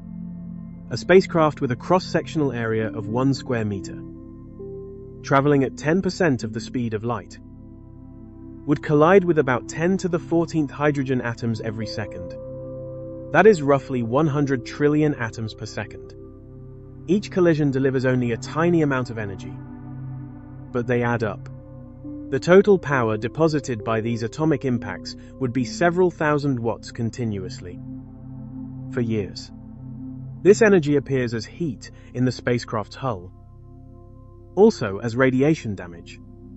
Each high-speed impact can knock atoms out of hull material, creating defects. Over years, this accumulates. Materials become brittle. Electronics can be damaged. And that's just from neutral hydrogen. The interstellar medium also contains charged particles. Cosmic rays. Voyager measured cosmic ray intensity in interstellar space at about twice the level in the inner solar system. Cosmic rays are high-energy particles with energies from millions to billions of electron volts, much more damaging than thermal hydrogen. A single high-energy cosmic ray penetrates deep into materials, creating cascades of secondary particles. Over decades of travel, cosmic ray exposure would be significant. Humans aboard would need heavy shielding. Electronics would need radiation hardening. Biological samples would need protection. Voyager's measurements give us baseline radiation environment. Future missions can use this data to design appropriate shielding. The magnetic field measurements also matter. Charged particle trajectories are affected by magnetic fields. The galactic field is weak, only 50 nanotesla. But over vast distances, even weak fields deflect particles. For a spacecraft using a magnetic sail, a proposed propulsion method that uses magnetic fields to interact with the interstellar medium, knowing field strength and direction is crucial. Voyager's measurements provide first direct data. The tsunami wave detections reveal interstellar space isn't quiescent. Shock waves from solar storms propagate billions of miles. Other stars probably produce similar disturbances. An interstellar spacecraft might encounter shock waves from distant stellar outbursts. These could temporarily increase density or temperature along the spacecraft's path, might enhance cosmic ray intensity temporarily. Understanding that the interstellar medium is dynamic, not static, is important for planning long-duration missions. The discoveries about heliosphere shape and size also matter. Any spacecraft leaving the solar system must cross the heliopause. Depending on direction, that crossing might happen at 120 AU or 150 AU or beyond. Knowing how far you need to travel to reach interstellar space is important for mission design. The heliopause also represents the last region of significant solar influence. Beyond it, a spacecraft is truly on its own. Communication delays become even more severe with distance. At 120 astronomical units, signals take nearly 17 hours to travel one way. At 1,000 astronomical units, the delay would exceed 5 days. At a distance of 1 light year, a signal would take more than a full year to travel each way. The Oort cloud presents another challenge. The Oort cloud is a hypothetical shell of icy objects surrounding the solar system. It is thought to extend from about 2,000 astronomical units to perhaps 100,000 astronomical units, nearly halfway to the nearest star. Voyager 1 will not reach the inner edge of the Oort cloud for about 300 years. It will not pass beyond the outer edge for roughly 30,000 years. An interstellar mission, even traveling much faster than Voyager, would spend most of its journey within the Oort cloud, technically still inside the Sun's gravitational sphere of influence. And the truth is, we still do not know exactly where that boundary really lies. Conditions in the Oort cloud. Is object density high enough to pose collision risk? Are there dust grains that could damage a high-speed spacecraft? Voyager won't answer these questions. Its instruments will be dead long before it reaches the Oort cloud. But the fact that Voyager has traveled 50 years and still hasn't reached it gives perspective. The solar system is bigger than we thought. The journey to truly interstellar space is longer than we imagined. All these realities make interstellar travel look extremely challenging. Not impossible, but requiring technologies and capabilities far beyond what we currently possess. Advanced propulsion reaching significant fractions of light speed. Robust materials withstanding decades of impacts and radiation. Power sources functioning for decades without maintenance. Communication systems sending signals across light years. Autonomous navigation, because round-trip communication times make real-time control impossible. The Voyagers have shown us what we're up against. They've measured the environment we'd have to cross. They've revealed even our local cosmic neighborhood is more complex than we thought. This doesn't mean we shouldn't attempt interstellar travel. It means we need to be realistic about challenges and timescales. Perhaps the Voyager's greatest contribution to future interstellar exploration is showing it's possible to send something beyond the solar system and have it keep working. The engineering that went into these spacecraft, the redundancy, the simplicity, the robustness has enabled them to function far longer than anyone expected. Future interstellar missions will need similar robustness but magnified. If Voyager can last 50 years, an interstellar mission might need to last 100 years or more. If Voyager can communicate from 15 billion miles, an interstellar mission needs to communicate from 1 trillion miles or more. The challenges are immense, but the Voyagers proved we can build things that work in the interstellar environment. At least for decades. There are proof of concept that leaving the solar system is possible. On February 4th, 1990, Voyager 1 turned its camera backward for one last look at the solar system. At that moment, the spacecraft was about 3.7 billion miles from Earth, roughly 40 astronomical units beyond Neptune's orbit, continuing outward toward the heliopause. Still decades away. NASA commanded Voyager 1 to rotate its scan platform and take a series of images, a final family portrait of the solar system. The images included 6 planets: Earth, Venus, Jupiter, Saturn, Uranus, and Neptune. Mercury was too close to the Sun, lost in the glare. Mars was too small and too dim to appear clearly. Pluto was far too faint to detect. In one of those images, Earth appears as a tiny dot, the famous pale blue dot less than a single pixel in size, suspended in a beam of scattered sunlight. Carl Schahn, who had been a driving force behind, including cameras on Voyager, and who worked on the Golden Record, saw that image. He was moved to write one of the most profound reflections on humanity's place in the cosmos. He pointed out that everyone who had ever lived on that dot. Every human drama, every war, every romance, every triumph and tragedy, all of it played out on a mote of dust floating in a sunbeam. From Voyager's vantage point, Earth had no special significance. Just one planet among several, smaller than Jupiter, fainter than Venus, indistinguishable except that we know it is there because we came from it. The pale blue dot image connects to Voyager's discoveries at the edge of the solar system in a profound way. The spacecraft that took that image went on to cross the heliopause. It entered interstellar space. It measured the galaxy beyond the Sun's influence. And from out there, from true interstellar space, Earth is even less significant. The entire solar system is a tiny bubble in the vastness of the galaxy. The Sun is one star among hundreds of billions. The heliosphere is one small region in the incomprehensible expanse of interstellar space. The discoveries the Voyagers made revealed that even our local cosmic neighborhood is more complex than we realized. If we are still learning about the boundary between solar system and interstellar space, how much more is there to learn about the galaxy? About the universe?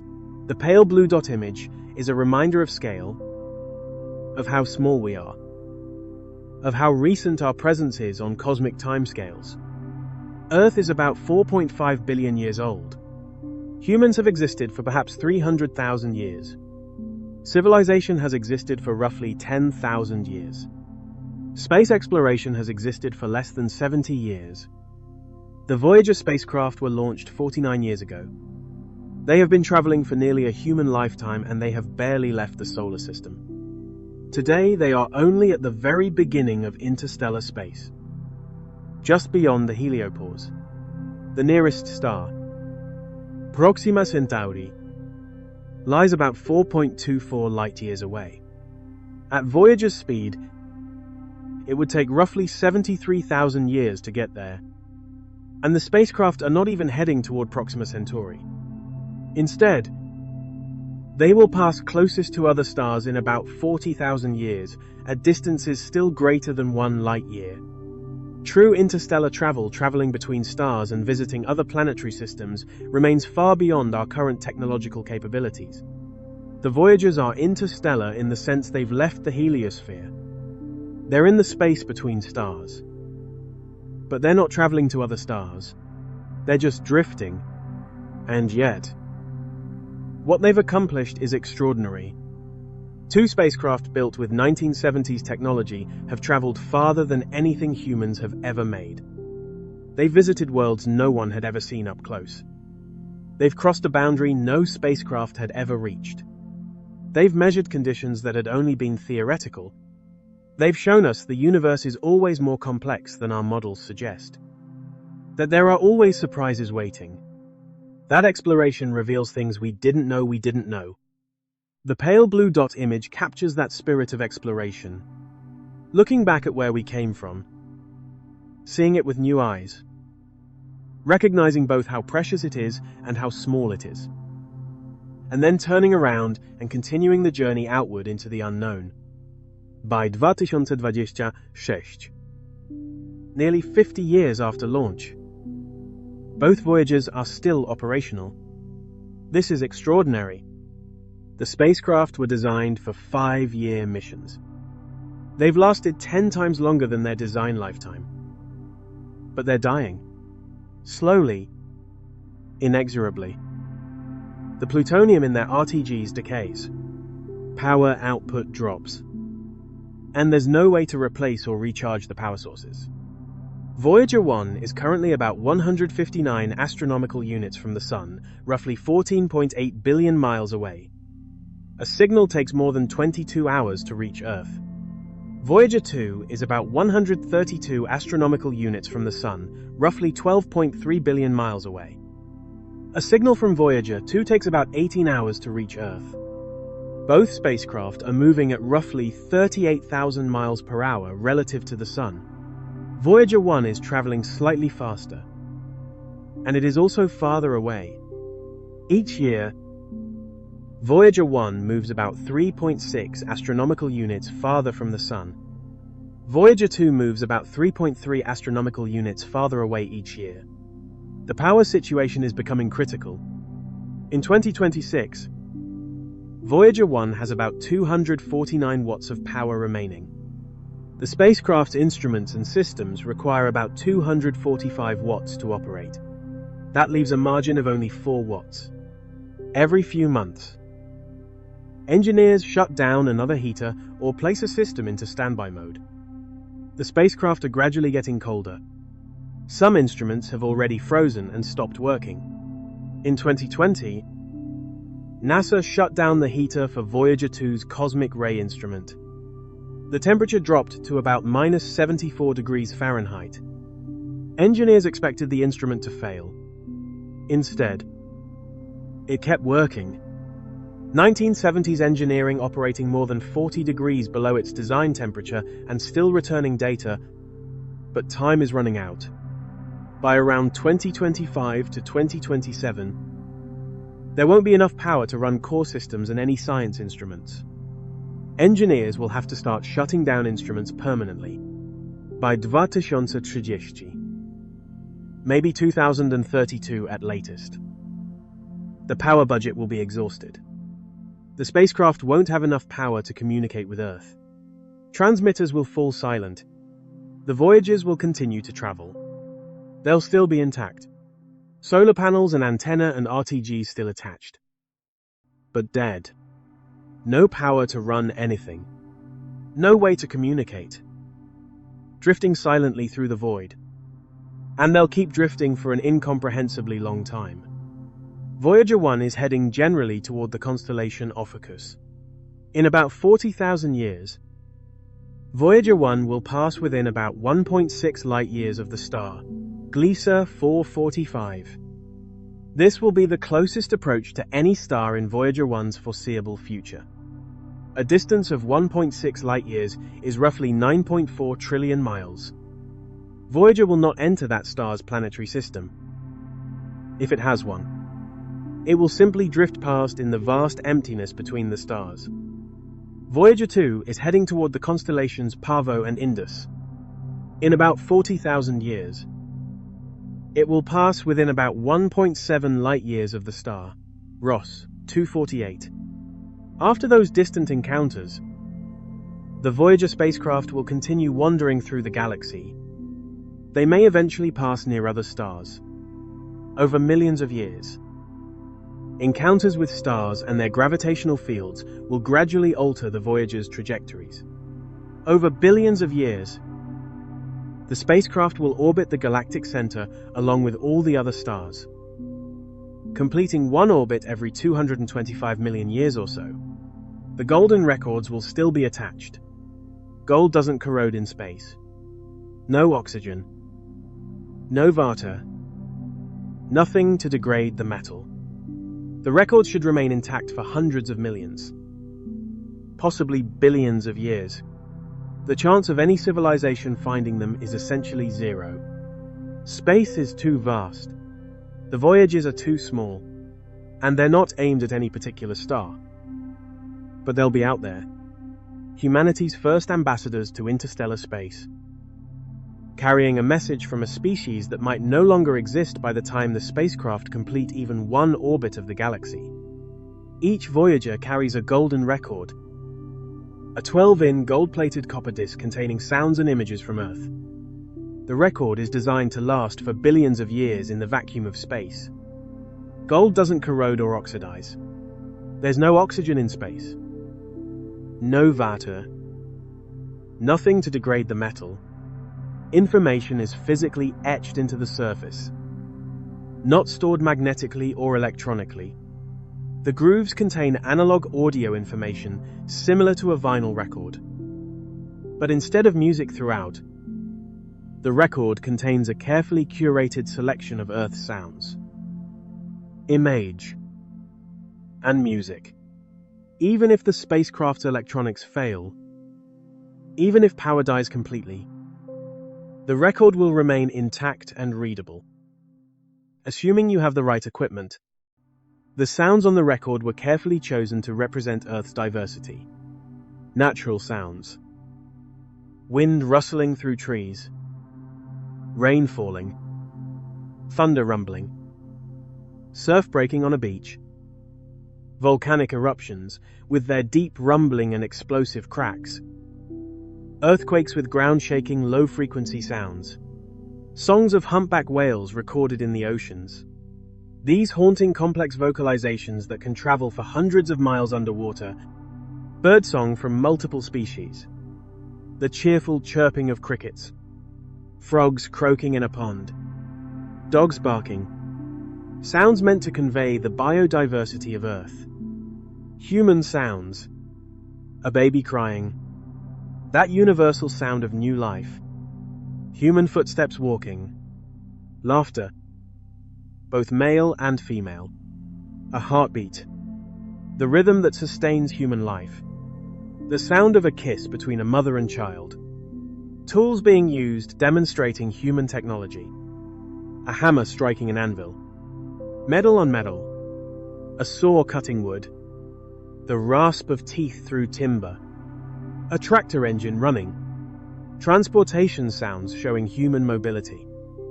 A horse and cart. An ancient form of transport. A train whistle. The sound of the industrial age. A jet aircraft roaring overhead. A Saturn V rocket launch. The thunderous power that sent these very spacecraft to the stars. Music from around the world and across human history. The selection was perhaps the most difficult part. How do you choose music to represent all of humanity? Bach's Brandenburg Concerto No. 2. Mathematical precision and emotional depth. Beethoven's Fifth Symphony. One of the most recognized pieces in Western classical music. Beethoven's String Quartet No. 13. More intimate and contemplative. Mozart. The Magic Flute. Combining drama and beauty. Stravinsky's The Rite of Spring. Revolutionary and primal. But the committee knew Western classical music couldn't represent everyone. Traditional music from Java. The gamelan orchestras with their intricate rhythms. Music from Segal with complex poly-W rhythms and call and response patterns. Pygmy music from Zaire. Now, the Democratic Republic of Congo. Aboriginal songs from Australia. Some of the oldest continuous musical traditions on Earth. Panpipe music from Peru. Echoing across the Andes. Shakuhachi music from Japan. Meditative and spare. Chinese traditional music with its distinctive pentatonic scales. Indian classical music with its complex ragas and talas. Blues from the American South expressing pain and resilience. Jazz. Louis Armstrong's distinctive trumpet and vocals. Rock and roll. Chuck Berry's guitar and lyrics about American teenage life. Georgian choir music with its dense polyphonic harmonies. Each piece chosen to represent not just a genre or culture, but something essential about human expression. The selection committee, led by Carl Shawn, struggled with difficult choices. Every piece of music, every sound represented thousands of alternatives that couldn't be included. There were arguments, debates, compromise. Some committee members wanted more contemporary pop music.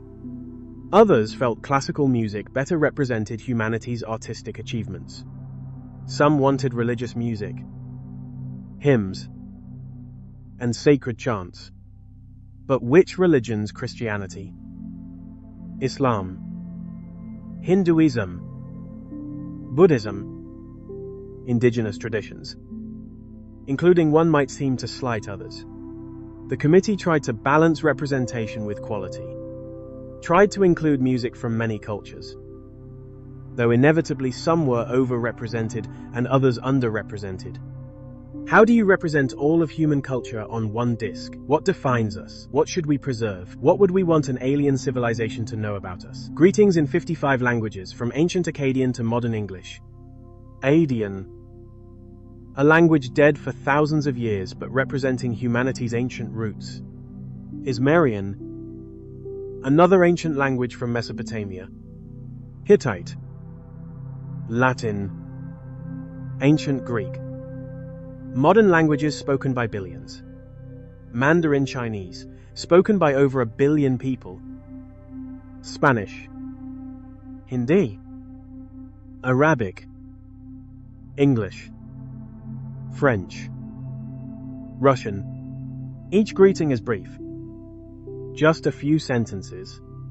Peace and friendship. Greetings from the children of planet Earth. We hope someday, having solved the problems we face, to join a community of galactic civilizations. This record represents our hope and our determination and our goodwill in a vast and awesome universe. Similar sentiments in dozens of tongues. The greetings emphasize peace, friendship, and goodwill. A hopeful message from a species still struggling with war and division. Then there are the images. 116 pictures encoded digitally on the record. The images aren't stored as visible pictures. They're encoded as audio waveforms that can be decoded into visual images. Each image is translated into a series of tones representing brightness values for each pixel. Mathematical and physical definitions to explain our scientific understanding. Diagrams showing basic mathematics. Numbers in binary. Definitions of physical units. Time. Distance. Mass. Chemical structures showing atoms and molecules. DNA structure. The double helix that carries genetic information in Earth life. Atomic structure showing electrons orbiting nuclei. The solar system structure showing the sun and planets. Earth's position as the third planet. Earth, seen from space. The blue marble floating in blackness. Landscapes showing Earth's diversity. Mountains rising to the sky. Deserts with wind, sculpted dunes. Forests with dense vegetation. Oceans with waves and beaches. Human anatomy showing the structure of our bodies. Reproduction showing how humans create the next generation. These images were controversial. Some committee members thought they were too explicit. But others argued that any intelligent species would need to understand human biology. People of various cultures, ages, and activities. A family eating a meal together, children playing, athletes running and jumping, people working, demonstrating human labor, architecture from different civilizations. The Great Wall of China, the Taj Mahal, Modern skyscrapers. Traditional houses from various cultures. Food showing what and how humans eat. Art. Paintings. And sculptures demonstrating human creativity. IT technology showing tools. Machines. Telescopes. A supermarket showing the modern system of obtaining goods. A traffic jam showing urban transportation challenges and perhaps human overconsumption. A page from Newton's Principia showing the mathematical laws that govern motion. The images were encoded as audio signals, a technology that would have been familiar to anyone in 1977 who had seen early television or slow scan television. Lines scan across the image and brightness at each point is encoded as an audio frequency. If the record is ever found by an extraterrestrial civilization, they would need to figure out that certain audio sections encode images. Not an impossible task for a civilization capable of retrieving a spacecraft in interstellar space. Clues are provided in the instructions etched onto the record's aluminum cover. The aluminum cover is itself a marvel of information encoding. It contains pictograms explaining how to play the record. The rotation speed is 16 2/3 revolutions per minute, an oddly specific number chosen for technical reasons. The position and configuration of the stylus to track the grooves. Diagrams showing how to decode images from audio signals. Binary representations of the timing and scanning parameters needed to reconstruct the images. A pulsar map showing Earth's location relative to 14 pulsars. Pulsars are rotating neutron stars that emit regular pulses of radio waves. Each pulsar has a unique period, like a cosmic fingerprint. By showing the periods and directions to 14 pulsars, the map provides a way to locate Earth in both space and time. The same map was included on the Pioneer Plus launched a few years earlier. The map uses pulsar periods as cosmic timestamps and distance markers.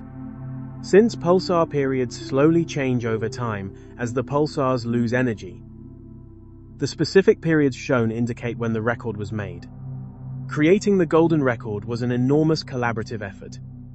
Scientists, artists, musicians, linguists, anthropologists all contributed. John Lomberg created many of the diagrams and images. Andrewan selected many of the sounds and helped choose the music. Frank Drake designed the pulsar map. Linda Salmon, Sean drew the figures of humans on the cover. They had only months to complete the project.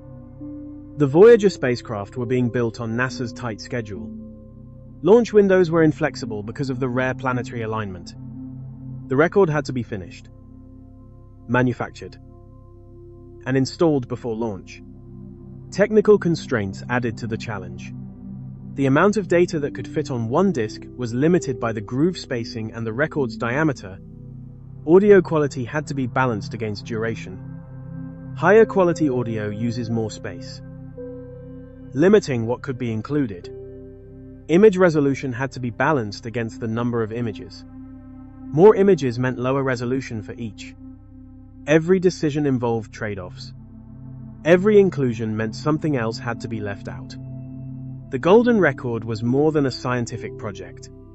It was a philosophical statement, an attempt to answer profound questions. What does it mean to be human? What should we tell another intelligence about ourselves? What's worth preserving for eternity? What transcends our differences and speaks to our common humanity? There were debates and compromises.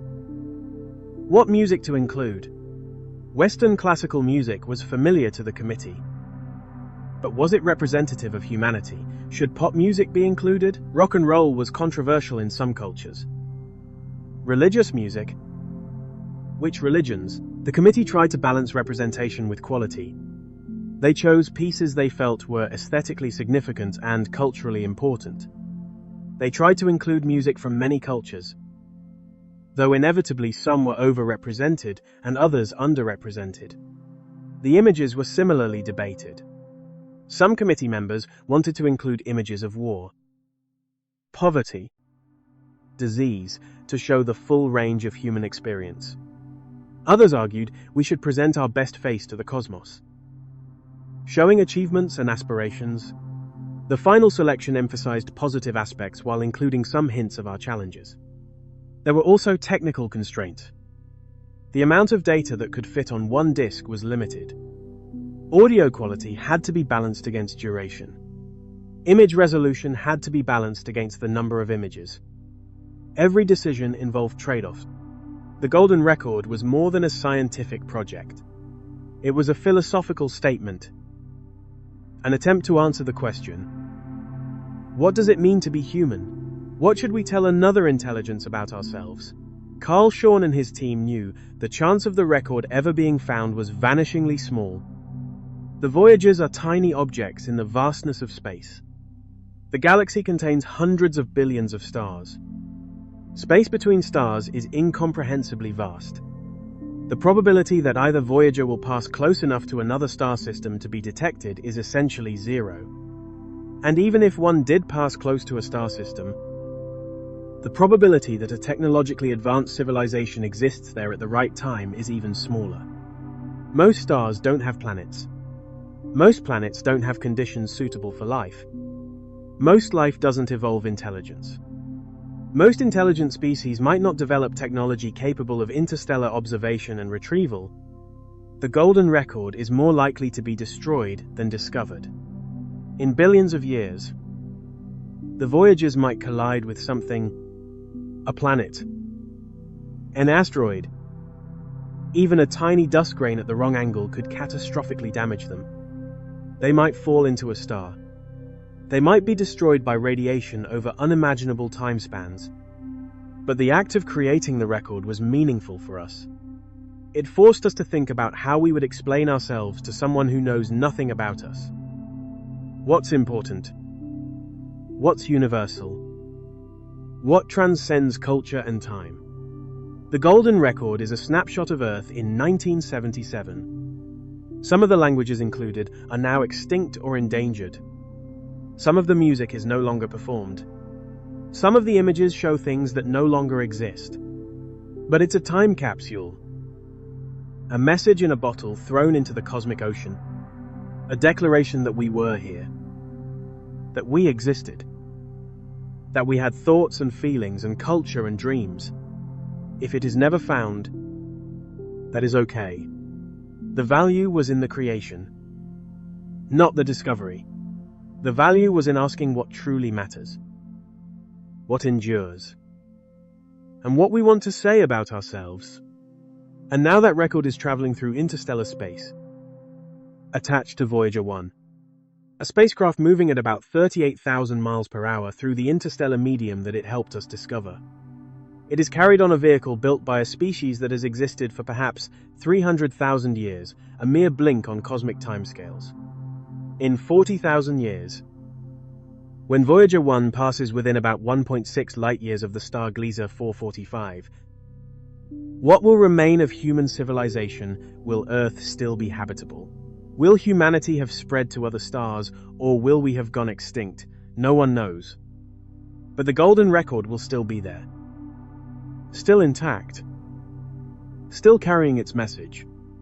A testament to a moment when a young species looked up at the stars and dared to send a part of itself outward into the unknown. The Voyager program cost about $865 million total from start through Neptuning for encounter in 2026. That's several billion. But spread over the decades of the mission. It's a remarkably small investment for the return. 4 planets explored in detail.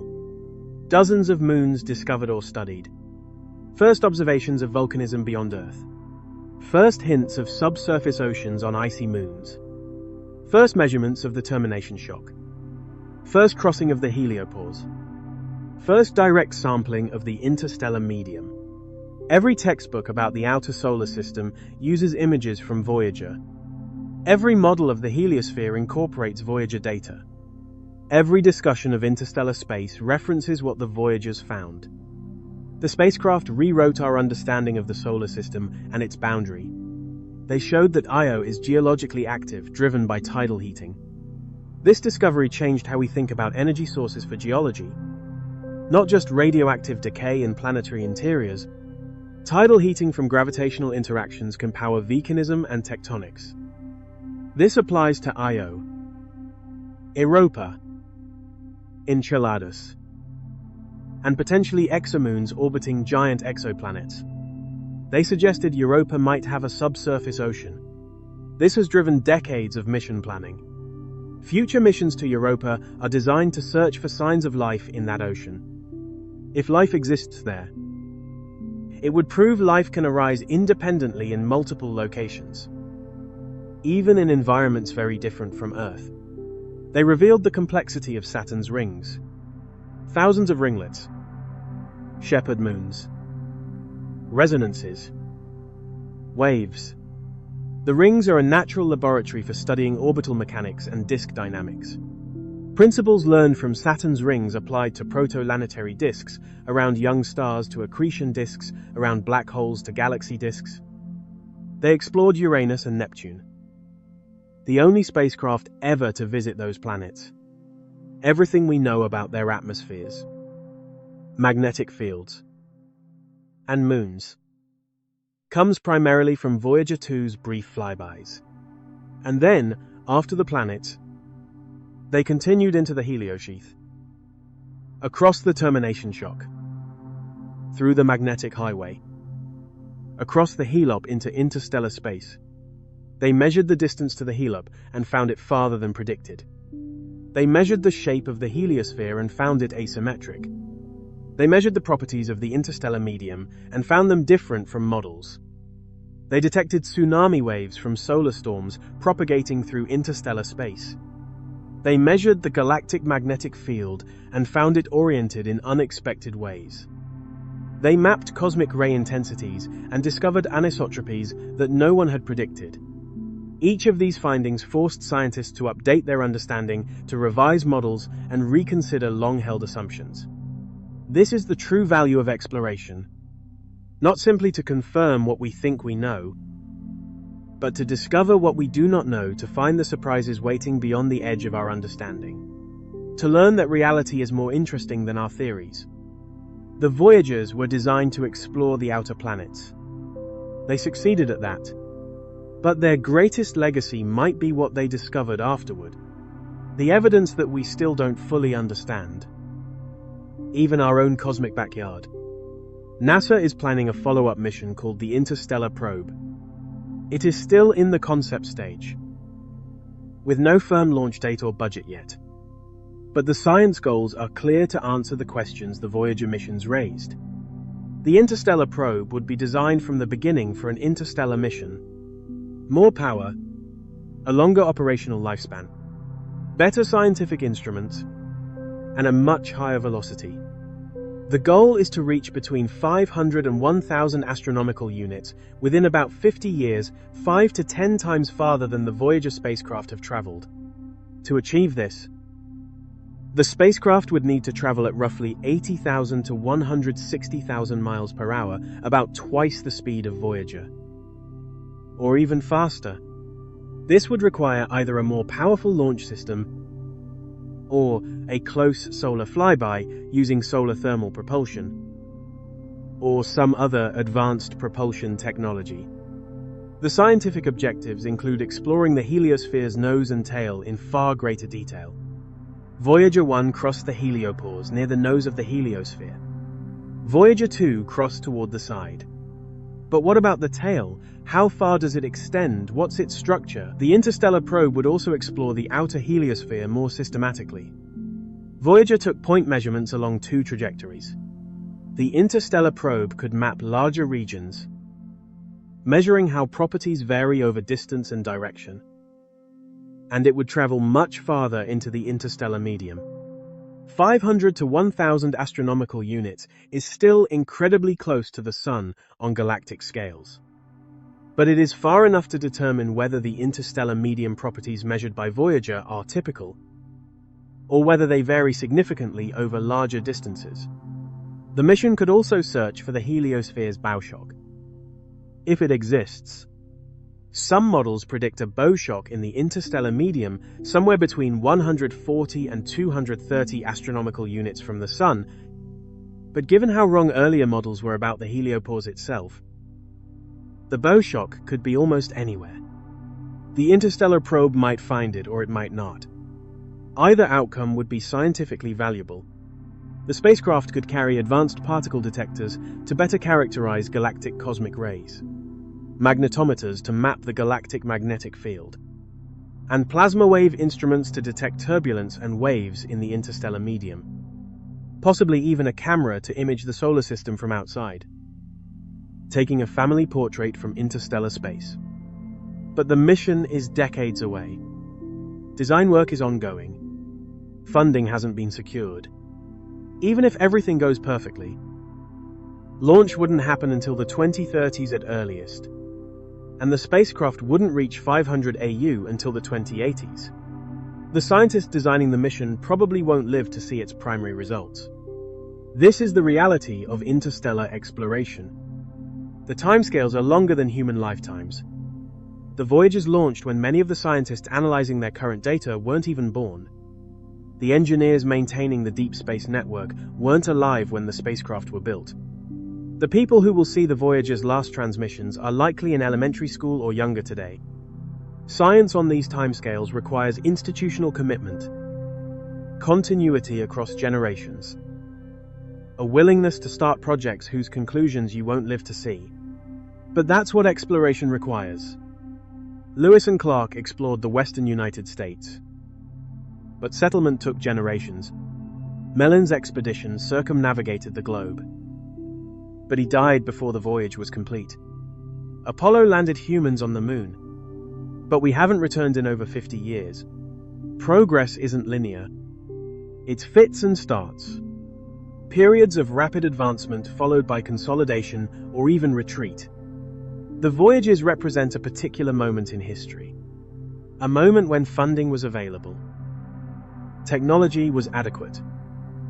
Planetary alignment was favorable, and institutional will existed to attempt something unprecedented. That moment might come again. The interstellar probe might launch. Humanity might send more spacecraft into the interstellar medium, or it might not. The Voyagers might remain for decades or centuries the only spacecraft to have directly sampled interstellar space. Either way, what they discovered stands. The data exists. The measurements are recorded. The surprises are documented. Future missions will build on what the Voyagers learned. But even if no follow-up mission ever happens, the Voyagers achieved something permanent. They showed us what's out there at the edge of the solar system in the space between stars. They showed us it's stranger, more complex, more dynamic than we thought. And they showed us we still have so much to learn. Tonight we explored the shocking discoveries Voyager made at the edge of the solar system. 2 spacecraft launched in 1977 with computers less powerful than a modern calculator built to last 5 years. Still operational nearly 50 years later. They visited Jupiter and saw volcanism on Io, the first active volcanoes beyond Earth. They saw Europa's cracked ice surface, hinting at a subsurface ocean. They discovered Jupiter's ring system. They visited Saturn and revealed thousands of ringlets in the rings. They studied Titan's thick atmosphere. They measured magnetic fields and radiation environments.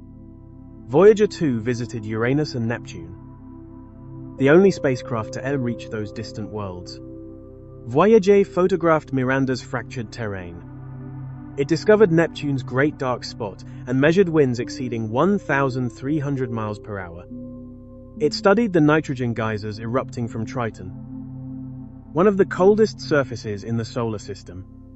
And then the spacecraft kept going beyond the region of the planets. Toward the edge of the Sun's domain, they crossed the termination shock, where the solar wind slows dramatically. They traveled through the heliosheath, the turbulent boundary region at the edge of the heliosphere. There they discovered the so-called magnetic highway, an unexpected structure no one had predicted. Voyager 1 crossed the heliopause on August 25, 2012. At a distance of about 121 astronomical units far beyond where models had predicted the boundary would be. Voyager 2 crossed the heliopause on November 5th, 2018, at about 119 astronomical units. The spacecraft revealed that the heliopause is not where scientists once thought it would be, about 2.4 billion miles farther out than many predictions suggested. They also showed that the shape of the heliosphere is asymmetric, rather than the smooth, symmetric bubble scientists had expected. And the transition itself turned out to be complex, with oscillations and unexpected structures. For the first time in history, the spacecraft directly measured the interstellar medium, its density, temperature, and pressure, each slightly different from what earlier models predicted. They detected tsunami waves from solar storms propagating through interstellar space. They measured the galactic magnetic field and found it oriented differently than expected. They mapped cosmic ray intensities and found anotropies that revealed structure in the local interstellar environment. 7 major discoveries. Every prediction was wrong in some way. Not completely wrong. The basic picture was right. But every detail, every specific number, every quantitative forecast was off. This is what exploration does. It tests our understanding against reality. And reality is always more complex than our theories. The Voyagers taught us humility. We thought we understood the edge of the solar system. We built sophisticated computer models. We ran simulations for years. We made confident predictions about where the boundary would be, what shape it would have, how the transition would occur. We wrote textbooks explaining the heliosphere, drew diagrams showing the heliopause as a neat spherical boundary, published papers calculating the exact distance where Voyager would cross.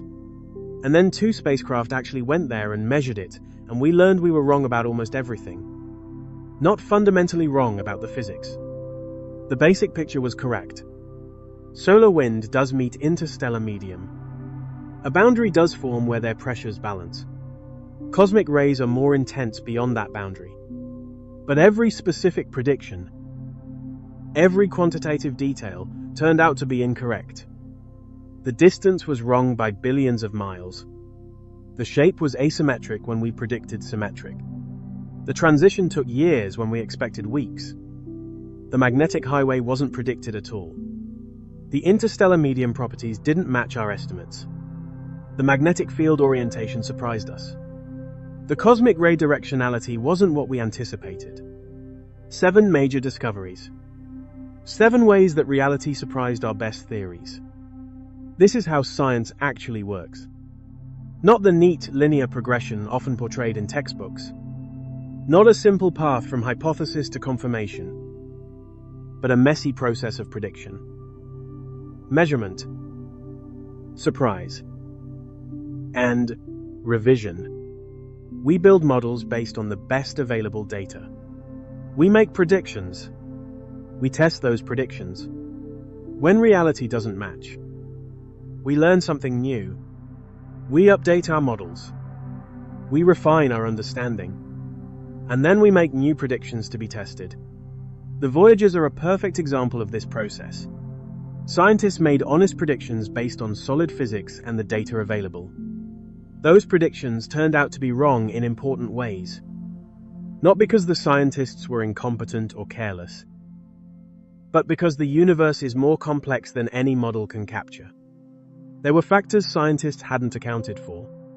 Properties of the interstellar medium they'd estimated incorrectly. Scientists also discovered dynamics at the boundary that they had not anticipated. Phenomena such as the magnetic highway structures no one had predicted could even exist. And that is okay. That is how science learns. The wrong predictions were not failures. They were opportunities to discover something new, to refine our understanding, and to build better models for the next generation of spacecraft. But the spacecraft themselves are dying now. Slowly. Inexorably. The plutonium inside their radioisotope thermoelectric generators decays. Power output drops steadily about 4 watts each year. Every year. Without exception. Instruments are shut down one by one to conserve energy. Heaters are turned off, allowing systems to freeze. Backup systems are activated as primary systems fail. Engineers perform a kind of technological triage, deciding what to save and what to sacrifice. By 2030, perhaps 2032 at the latest, there will not be enough power left. The transmitters will fall silent. The final signal will fade into the cosmic background noise. And the deep space network will no longer hear anything from that point in the sky. But they will keep traveling at about 38,000 miles per hour. Forever. They will not slow down. Because there is no friction in space. They will not stop. Because there is nothing to stop them. They will simply drift outward year after year. Decade after decade. Century after century, moving through interstellar space. Through the very medium they helped us discover. Through shock waves from solar storms and distant stellar outbursts. Through regions of changing density and shifting magnetic fields, phenomena that will go unobserved. Unobserved because one day, their instruments will fall silent. Unrecorded because they will no longer be able to communicate with Earth. But the spacecraft will still be there. Still moving. Still real. Carrying the golden record, sounds and images from a small planet now billions of miles behind them. Bach and Beethoven, Chuck Berry, drifting through the cosmic void. Greetings recorded in 55 human languages that no one may ever hear. Images of Earth, of humans, and of our solar system that no one may ever see unless, by some infinitesimally small chance, they encounter another civilization in about 40,000 years. They will make their closest approaches to other stars. Voyager 1 will pass within about 1.6 light-years of the star Gliese 445. Voyager 2 will pass within about 1.7 light-years of the star Ross 248. Voyager 2 will pass within about 1.7 light-years of the star Ross 248. Still more than a light-year away from anything else. Not close enough to say the spacecraft has reached another star system. Not close enough for any meaningful gravitational interaction. It will simply drift past in the vast emptiness between the stars. The chance that anyone will ever find the spacecraft is essentially zero. Space is simply too vast. Our galaxy alone contains hundreds of billions of stars. And the volume of space between them is almost impossible to comprehend. The Voyager spacecraft are too small, too cold, and too dark to detect except at extremely close range. And they are not aimed at any particular star. They are simply drifting in whatever direction their final trajectory corrections sent them. But they will remain out there for millions of years, perhaps billions of years. Possibly until the sun itself burns out and eventually becomes a white dwarf. Until the galaxy itself changes in ways we can barely imagine. Humanity's first ambassadors to interstellar space. Proof that a species that evolved on one small planet learned to build machines that could leave that planet, leave their home world, leave their solar system, and venture into the galaxy beyond. Even if we never hear from them again, even if they never encounter another civilization, even if they eventually fall into a star or are destroyed by a collision, they will have served their purpose. They explored the outer planets and revolutionized our understanding. They crossed the boundary and measured interstellar space for the first time. They showed us that our models were wrong and the universe is more complex than we thought. They proved that we can build machines that work in the harshest environment imaginable. Machines that last far longer than their design lifetime. Machines that can venture into the unknown and send back knowledge.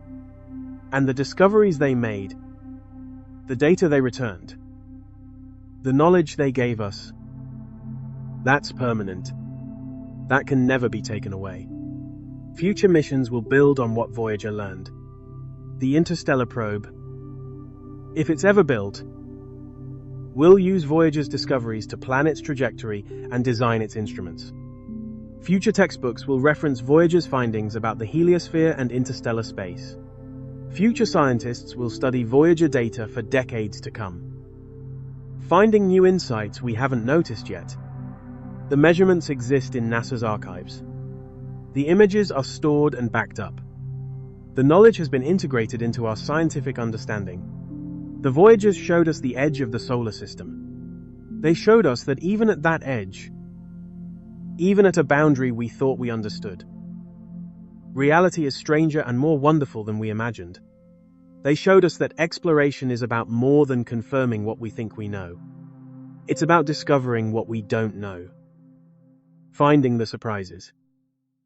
Learning that our theories, no matter how sophisticated, are always approximations of a more complex reality.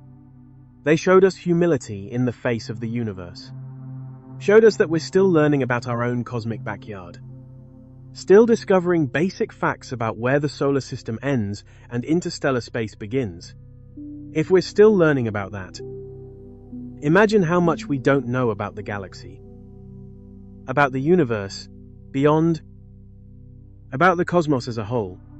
2 spacecraft built with 1970s technology. Computers with less memory than a microwave oven. Transmitters weaker than a light bulb. Power systems based on radioactive decay. Traveling for nearly 50 years. Still teaching us, still surprising us. Still showing us that the universe is more interesting than we imagined. Until the day they fall silent and drift into the eternal night. Carrying their message to the stars. A message from a species that dared to explore. That dared to send a part of itself into the unknown. That dared to ask what lies beyond. And found answers stranger and more wonderful than anyone predicted. Not close enough to say they've reached another star system. The chance of anyone finding them is essentially zero. Space is too vast. The galaxy is too large. The Voyagers are too small. But they'll be out there. Humanity's first ambassadors to interstellar space. Proof that a species evolved on one small planet learned to explore beyond its solar system. And the discoveries they made, the data they returned, the knowledge they gave us, that's permanent. Future missions will build on it. Future scientists will reference it. Future textbooks will include it. The Voyagers showed us the edge of the solar system, and they showed us that even at the edge, even at the boundary we thought we understood, reality is stranger and more wonderful than we imagined. That's the spirit of exploration. Not just confirming what we think we know, but discovering what we don't know, finding surprises, learning that the universe is always more complex, always more interesting, always more mysterious than our best theories suggest. 2 spacecraft, built with 1970s technology, traveling for nearly 50 years, still teaching us, still surprising us until the day they fall silent and drift into the eternal night, carrying their message to the stars.